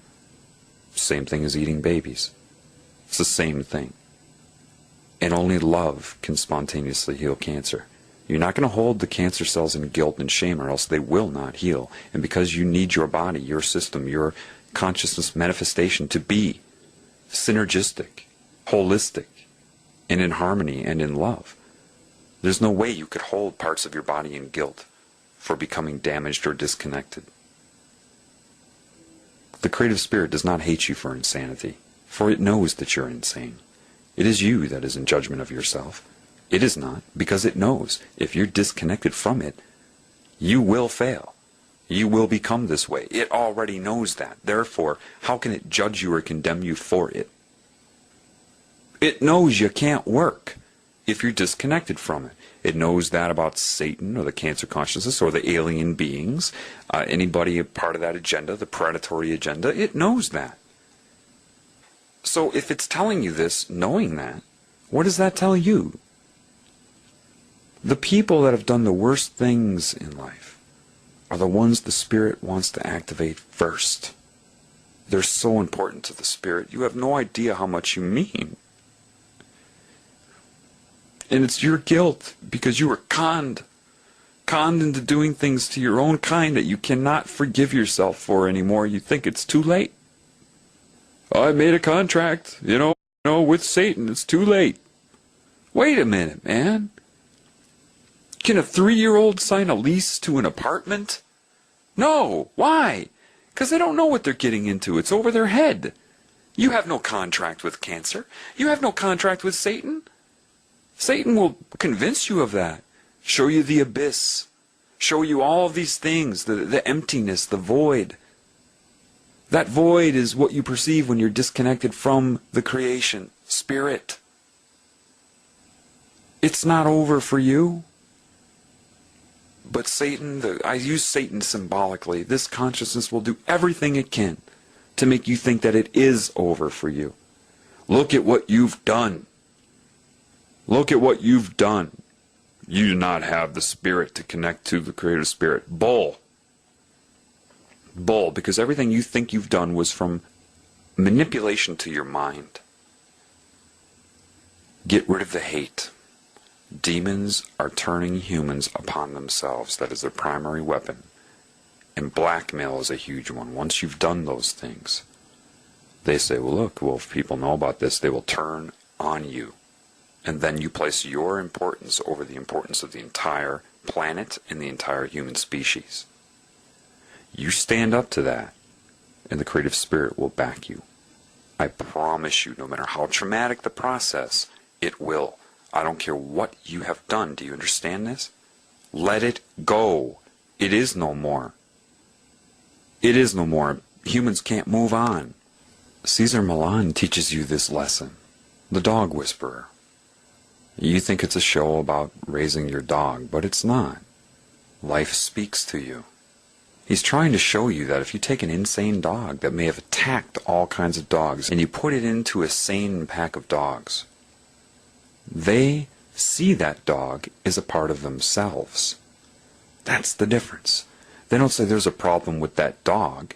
They say there's a problem with us, with myself, if that's occurring. Do you understand the difference? So they rehabilitate an insane dog like that, even if that dog goes after other dogs in the pack right then. They don't sit there and put it in doggy prison, hold it in guilt until it's done and condemned forever, because they know that it is a part of them. Therefore, like how you view your own body, they will heal that dog. They'll successfully rehabilitate it. They may nip at it strongly here and there to keep it in line until they oscillate it to normality, to sanity. Then, when it's sane, they don't sit there and say, ruff, ruff, ruff, you know, last year you were insane, and try to reopen those wounds. When the dog moves on, done, over, finished. Can't change the past. Caesar is right. He says, but you humans, you just can't move on. Wink, wink. You hold each other in guilt and blame, and you reopen wounds. Could be a married couple. They're in an argument, and one of them was an alcoholic, but they had stopped drinking for 3 years, and the other one, if they can't win the argument, may say, but you were an alcoholic. 3 years ago, you drunk. That type of thing is this human insanity. Even if that person changed their behavior for 3 full years, they'll try to reopen the wound, to damage the self-esteem, maybe to win a momentary argument. It's not wrong. It's insane.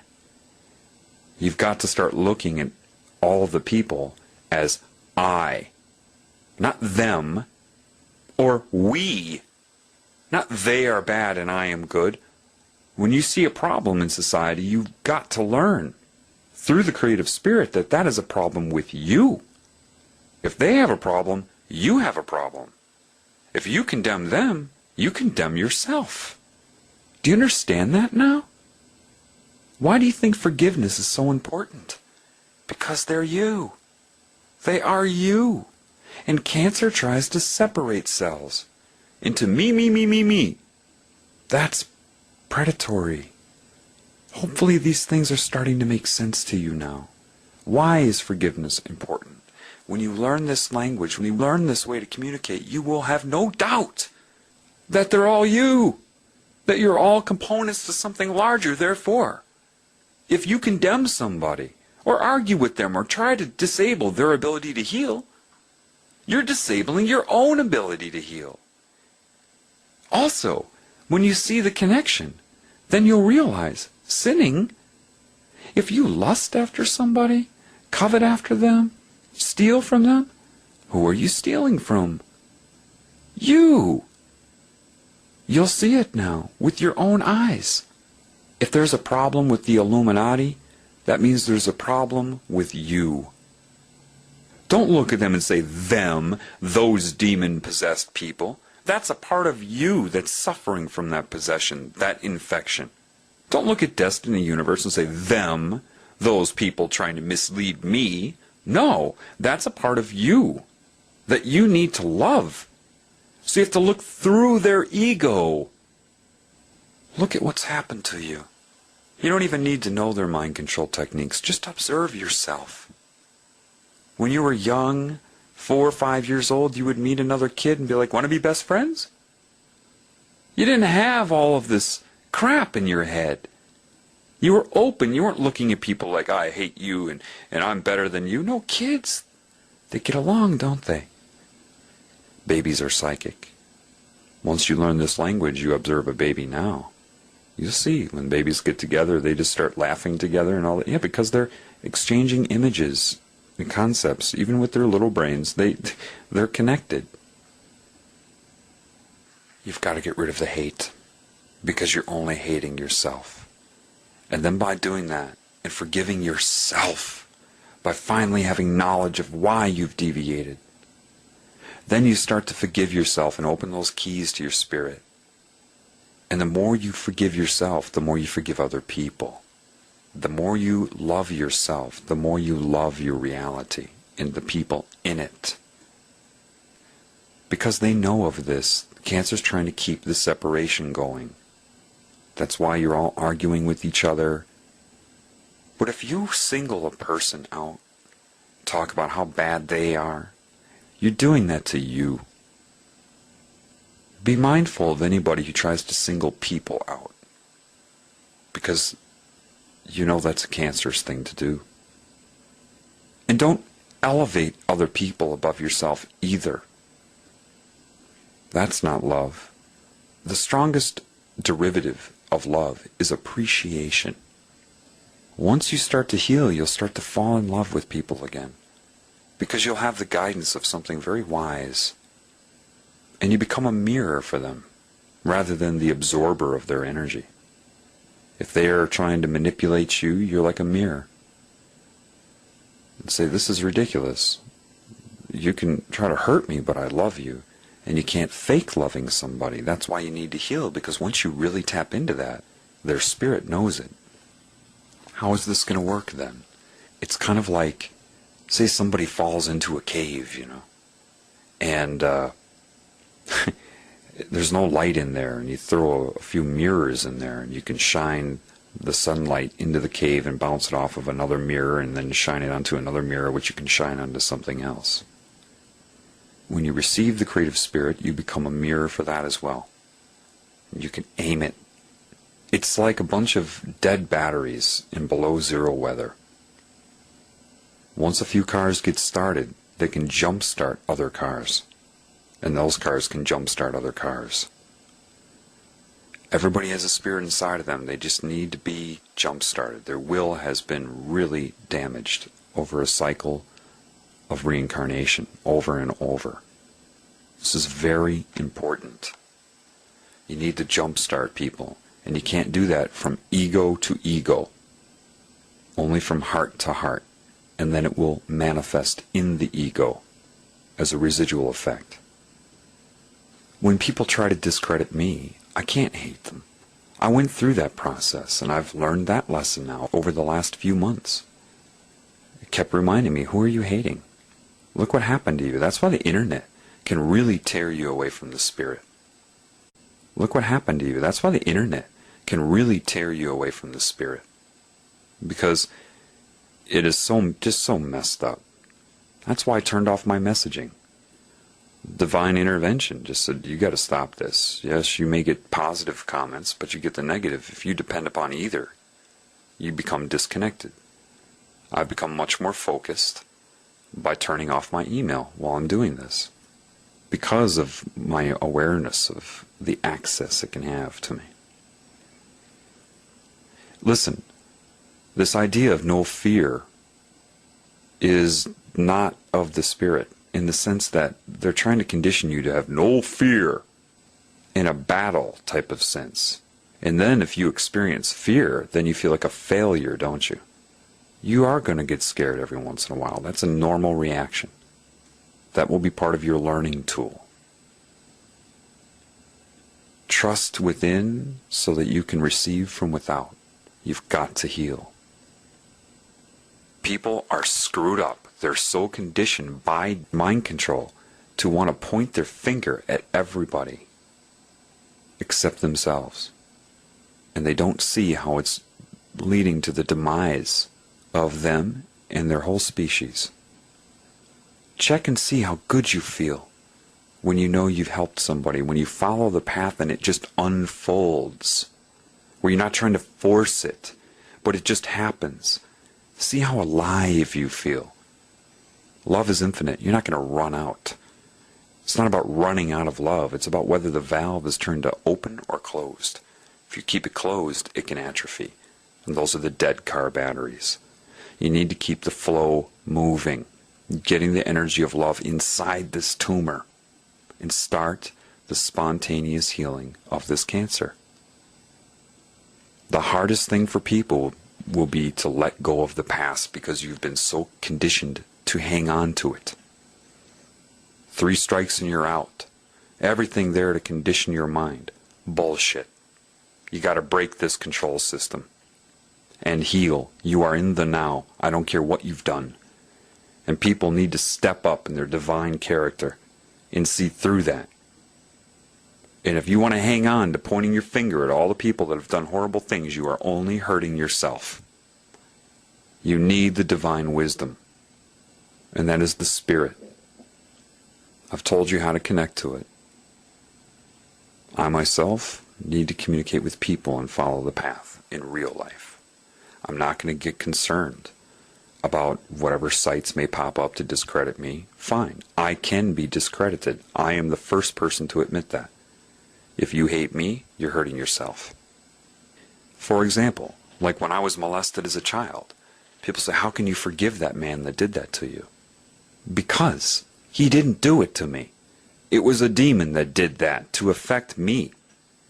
How am I going to hate him? His ego may not know that, but I know that. So yeah, I can forgive him. And guess what taught me to do that? My mind for the first 33 years of my life could not do that. The mind cannot withstand this on its own. Intellect, disconnected from the Spirit, cannot withstand this.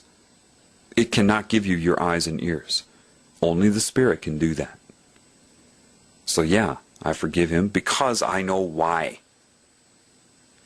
If I didn't, it would be poison to my very essence. You must rise above this. Become what you are. Activate and become functional with this. The time is now, as it always is. Now one final thing, because people will ask me, what's the deal with David Icke in the beginning of this video? Seeing Christ on the globe like that. I don't know. I looked up the picture of the earth and I've seen that picture elsewhere. It looks like it was slightly modified. I just put it in the negative and there it was. I don't know if David Icke even caught that because I've seen that picture before. Maybe he did, maybe he did not. I'm not really making a claim about that. I'm just showing you what I saw. Remember, the image of Christ on the cross is a subconscious symbol to keep you from speaking the truth. Most people that read The Biggest Secret come out of that scared to death. Alright, so I don't know. I don't know if David Icke is aware of that. I have the book and I've seen, well, I can't answer you. I'm showing you what I hear and what I see. And that's all I can do. But I had to put that out there for you. Okay? Okay, I have to add a PS here. Just the lessons, the opening up is just happening at an accelerated rate here. I thought I had this upload finished and I went to a health food store to get a vegetarian sandwich pocket. Some feta and spinach and mushroom thing. Anyway, I walk in there and there are the different employees. And I'm thinking, it's all on my mind, right? About, ooh, the demons don't want me talking about this, right? Oh, they're following me around. And then I started to feel the nervous feeling in my body, right? And I thought to myself, come on now, I can overcome this. Just tap into the Creator, but I was still nervous. And then my eyes just looked to a product and it said more. Okay, there were many words on it, but the one that my eyes focused on was more. think of it more. Really think of your value and what's going on. Started to look around the shop while I was waiting for my sandwich. And I still felt it, that negative wavelength that they were trying to put me on, right? I'm like, no, I can overcome this. And I looked at another product and it said, care away. So remove your care of that. Forget about that. And I started thinking to myself, oh, this is just an experience. It's only an experience in this reality of creation. And I'm trying to overcome it, right? Trying. Then there's this lady there that was asking directions to the guy at the ponytail at this natural health food store and this other woman. And they didn't know the answer, so I said, oh, I know the answer to that. And I just gave her the directions to get there. And she said, okay, thanks. I said, sure. You know. Then I went and got a natural soda. They have a lot of natural stuff there. And I was checking it out, and he said to me, I heard it when you gave her the directions. He said, I was thinking, you know, this and that, and I thought she was talking about this, and then I thought she was talking about that, and I just couldn't get it. And then I heard what you said, and your directions were exactly it. Then right away in my head, what popped in as a thought bubble was, oh, wait a minute. Because I'm aware of this whole communication thing, so I'm trying to figure out what it means, right? I'm like, oh, you mean the recordings I've been doing, what I've been doing in phase 3. And then he looks at me and says, yeah, your directions were perfect. And then I thought, oh, you mean the directions to get to the Creator, to connect to God again, to connect to the creative spirit, to heaven. And then he said right away, yeah, your directions, they were perfect. And if you think about it, why would someone go out of their way to talk about how perfect your directions were 2 times in a row, you know?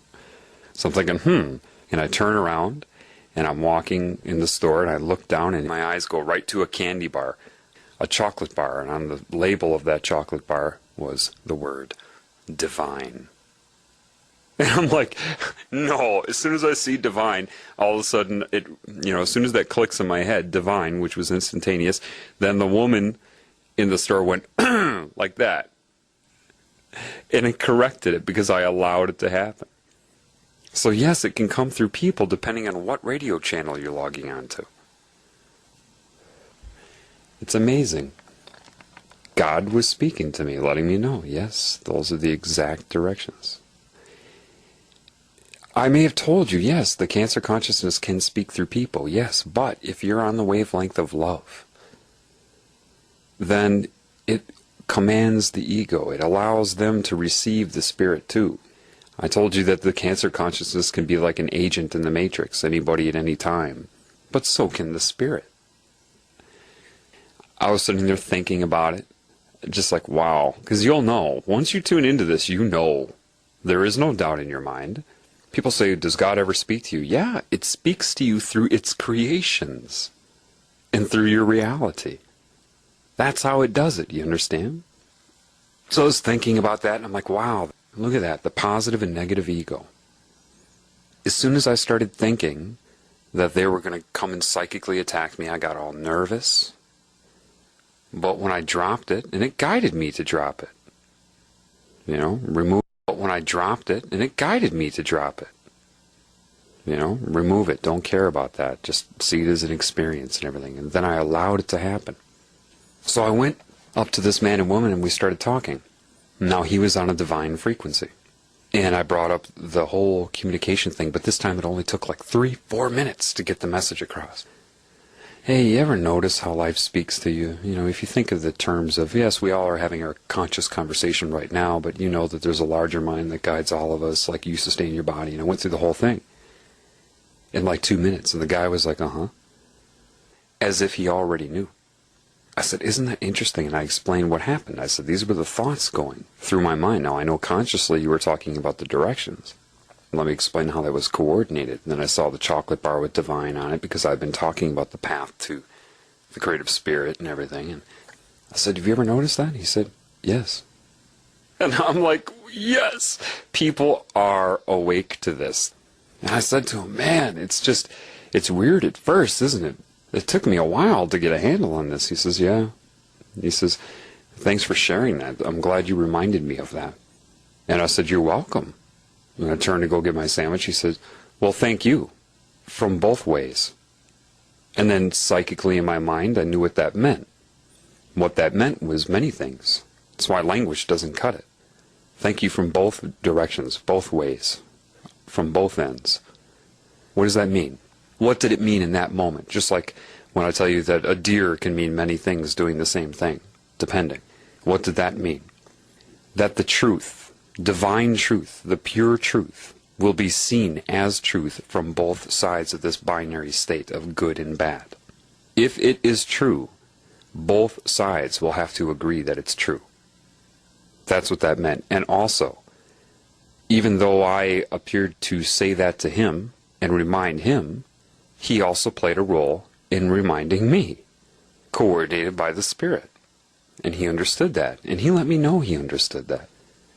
So I'm being led to people now that know what I know, at least on some level, or if I tell them, they get it in a matter of minutes. They know it. They're starting to figure this out, you understand?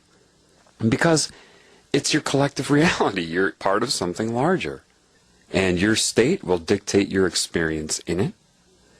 So if I'm worrying about the demonic focus on me, then my will is placed there, and I give it energy. If I just relax and allow the Creator to do what it does, then it does it. And there I got to assist people, and then it put in my head as I went out of the store, see, when you gave that lady directions, it feels good to help people, doesn't it? Even something that small. That's when you feel the best. Take note of how you feel right now.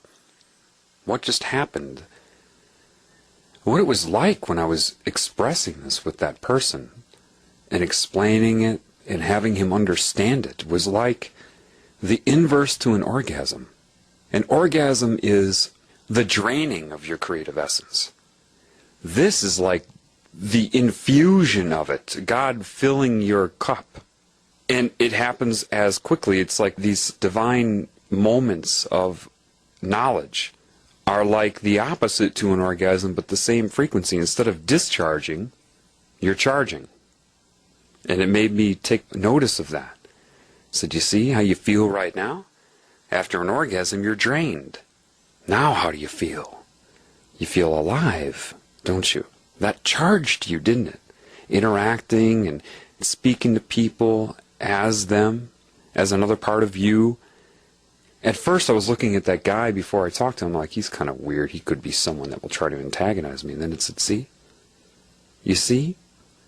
Now do you get it? And so I'm driving. And I was thinking, and I came to a four-way stop, and I'm thinking, that really was divine repairing of that situation. All of a sudden, this girl in a car opposite of my direction at the four-way stop, you know, directly across from me, suddenly just reaches up and touches her nose. For no reason, just reaches up and touches her nose exactly in response to my thought. It will always speak to you. And it can do that. You see, it didn't really violate her free will. It didn't. It's for the good of the whole. So therefore, making her feel like she needs to touch her nose is good for the whole. And it doesn't really alter her conscious experience while she's driving in her car. And it just all comes together. And then I went and parked in this nature area to eat my sandwich. And I was thinking about the man Christ and what he was saying and how what seems to be happening right now. And I'm thinking, no, is this how? And then the wind just picked up. Whoosh. And I was just thinking, I love the creative spirit. I just love you. I love what you're doing with me. And I'm driving back home, and now I'm seeing people drive past me, and I'm looking at them with appreciation and love. Felt like a kid, you know? I'm looking at them, and I didn't have the poison in my mind. It was like, oh, look at you dressed this way, you dressed that way, you're driving this, you think this. Like my old ego used to think when I thought I was intelligent. Now I can just look at people, and I just had this love for them, and then it put into my mind. That's what sustains them. Doesn't matter if they know of you or not. If you look at them and their image and their essence, and you love them, that sustains them. Just like negative energy affects people. Love will sustain them. Just by loving them. Because you're a part of something larger. And so now you're an awareness of them, connected to them, and that will affect them.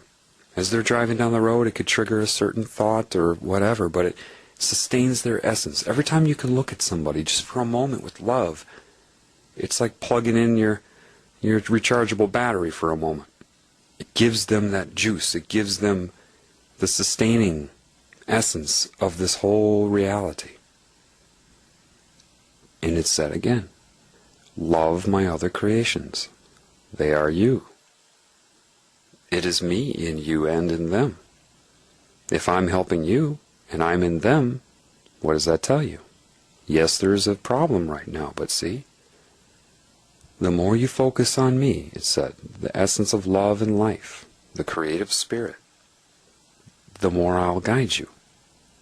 The more you'll have communication with me. You just needed to open up to it. It's always been there. And it guided me, and it was just wonderful. It's so funny because I know people have experienced this, but they didn't know how to properly explain it to people. And it said, this is the role that you get to play. In your healing, you get to be a healer. You get to play an active role, and I'm happy if you understand this. I'm happy that you explain it. You're not going to be the only one to explain it anyway. So don't put the whole world on your shoulders. You're playing your part. This isn't going to be stopped. You know? I mean, the wind just picked up outside my house right now. I mean, do you think the creative spirit's just like, relax. Relax and follow your path. Learn your lessons. Follow your path. Always be focused on me, and me is the love, the spirit, the sustainer, the creator. And this spirit would speak to me through winds and chirps and birds and agree, yes. Look how much joy you have.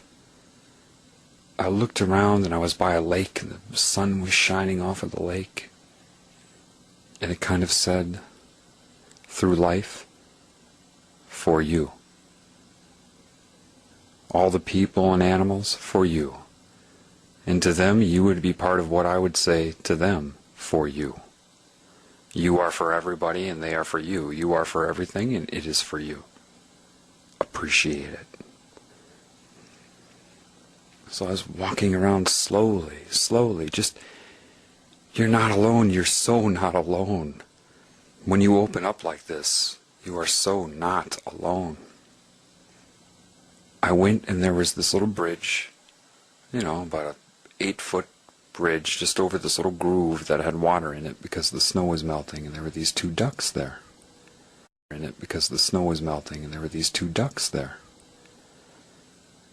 And I sat down and the ducks acknowledged me.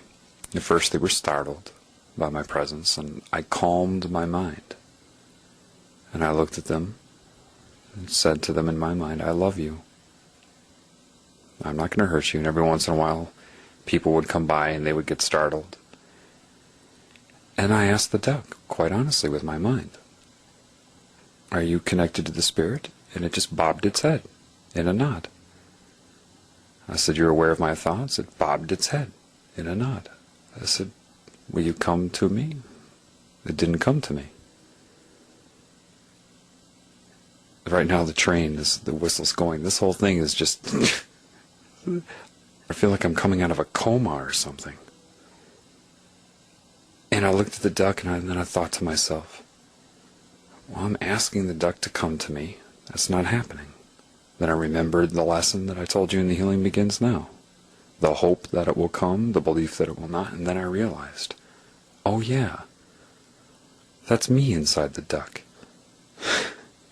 It's me. It's that which is flowing through me is flowing through it. That which animates me is animating it. It's the same thing. And as soon as that came into my head, boom, the 2 ducks turned around and started swimming right towards me. As if to say, yes. Then these runners came by and they went, they scurried away. And then I tried it again. I said, so, come to me. They didn't come.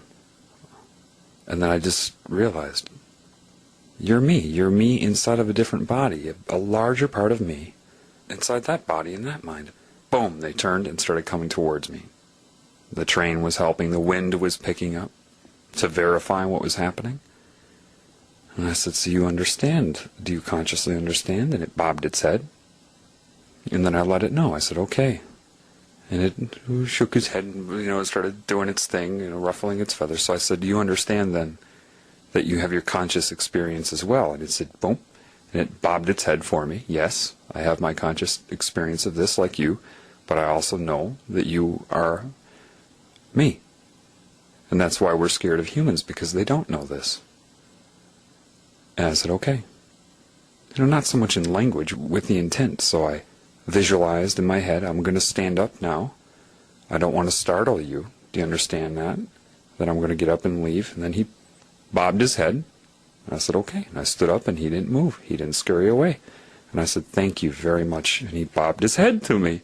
And I bobbed my head back and I said, thank you again. And he bobbed his head, And when you become psychic this way, you know that you're communicating with them. There's no question. And I walked around the lake again, and there it was, and the wind was picking up, and then it made me realize, who's been helping you this whole time? You.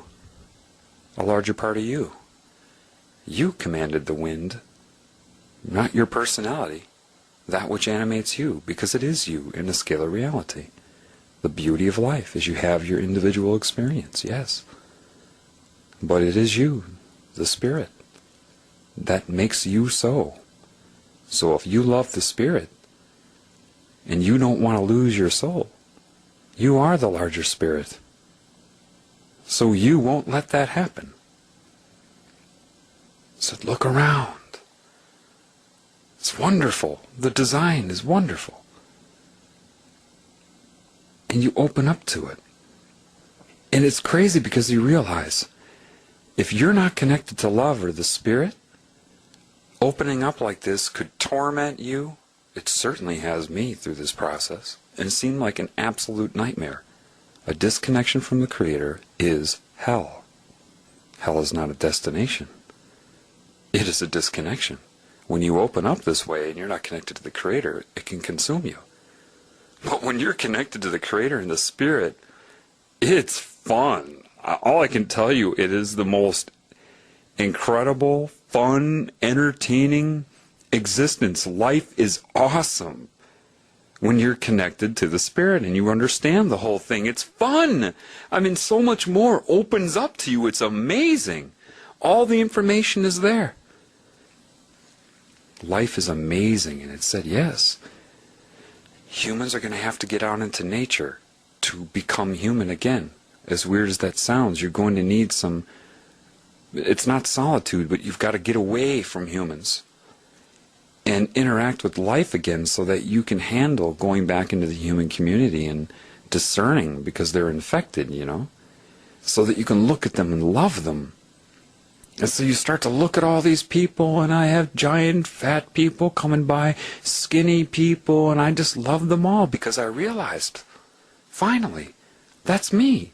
Inside their body, confined right now to their personality and their body, that's another part of me that's inside their paradigm. And just know that. It's you inside them, looking through the blinders of their personality at yourself. It's not some crazy, subjective, weird thing. That's just the nature of life. And they're going to have that personality because that is part of creation, your individuality. And there's nothing wrong with appreciating that and knowing that. It said once this is understood and people realize you're all one thing, animating all of you, and throughout the day you can be the floating finger, you can open up and communicate, you can have your experiences, but once you understand that, you'll reconnect to it. And animals know this. I love it. You can talk to them. And it said, do you see how much joy you have? It doesn't say it. You understand what I'm saying. It'll just put it in your mind. You understand. The train is totally confirming everything I'm saying right now. You're like, the train? You just wait. The true children of God play. That's what you do. That's what life is. Playing and learning and appreciating. You feel like a kid again. You walk through the woods and you notice every pine needle, every leaf, a leaf falling, and the beauty of it, and you can't handle that unless you're connected to the Spirit. But then when you open up, it's such appreciation. It's everywhere you look. You just, wow. And I envisioned myself being a Native American when it was all raw and pure here, and just being in such appreciation of life and the gift for you. Enjoy. You know? It's the earth for you, and you are for it. And it's all perfect. It's just perfect. The children of God are playful. Playful meaning you're playing in the woods, you're enjoying it, taking it all in. So, all I can tell you right now is get out there and do it. Get out there and play with this. Get out there and play. Rejoin with the Spirit. Nothing is more interesting, I'm telling you. It's fascinating. I know that even 2 years ago, if I heard somebody talking like me, I'd be like, yeah, I know, there's lots of neat stuff in the woods and life's great and everything. No, I had blinders on. Even though I would agree with this 2 years ago, yeah, nature's great. Yeah, the lake is pretty. No, it's nothing like when you reconnect to the Spirit. It's a whole different ball game. This is not an analytical thing. This is, you're just going to have to see and feel and experience. Life is awesome. Life is amazing. It's magnificent. It is just incredible. And the Spirit is as much you as it is me and everything. So you've probably figured out by now that for those of you, a lot of you listening to me, I'm just another part of you, guiding you, telling you what you were not able to get from your own spirit, to lead you to reconnect to your spirit, so you can have as much fun with this as I am. It's so much fun being in love with the Spirit that creates everything. Now do me a favor, would you? This is the most important information that everybody needs to know on the planet Earth right now. For without this knowledge, you're lost. Okay? Think of it like having horrible vision and someone giving you glasses. Horrible vision and someone giving you glasses. For the mind, for the heart. Everybody needs to know this. This can't be a situation where there's only 200 viewers of this information. You've got to do everything you can. If you get out there and you learn this, direct other people to the same gift of knowing this, okay? This is not about me. And I'm not even going to really stay online. It's not about how many subscribers Jonathan gets. Are you kidding? This isn't about me. It's about you and everything. You're going to see. You don't need a cult. You don't need a group. You don't need to do any of that. This is for you. This is for your awakening. This is to raise you from the dead. And you will see. Nothing will give you more joy when you remember that there's love in you and what love really is, what awareness really is. Nothing will give you more joy than loving. To love is to love, to appreciate, regardless of the stimulus. It is just in you. And then when you do that, you get it back.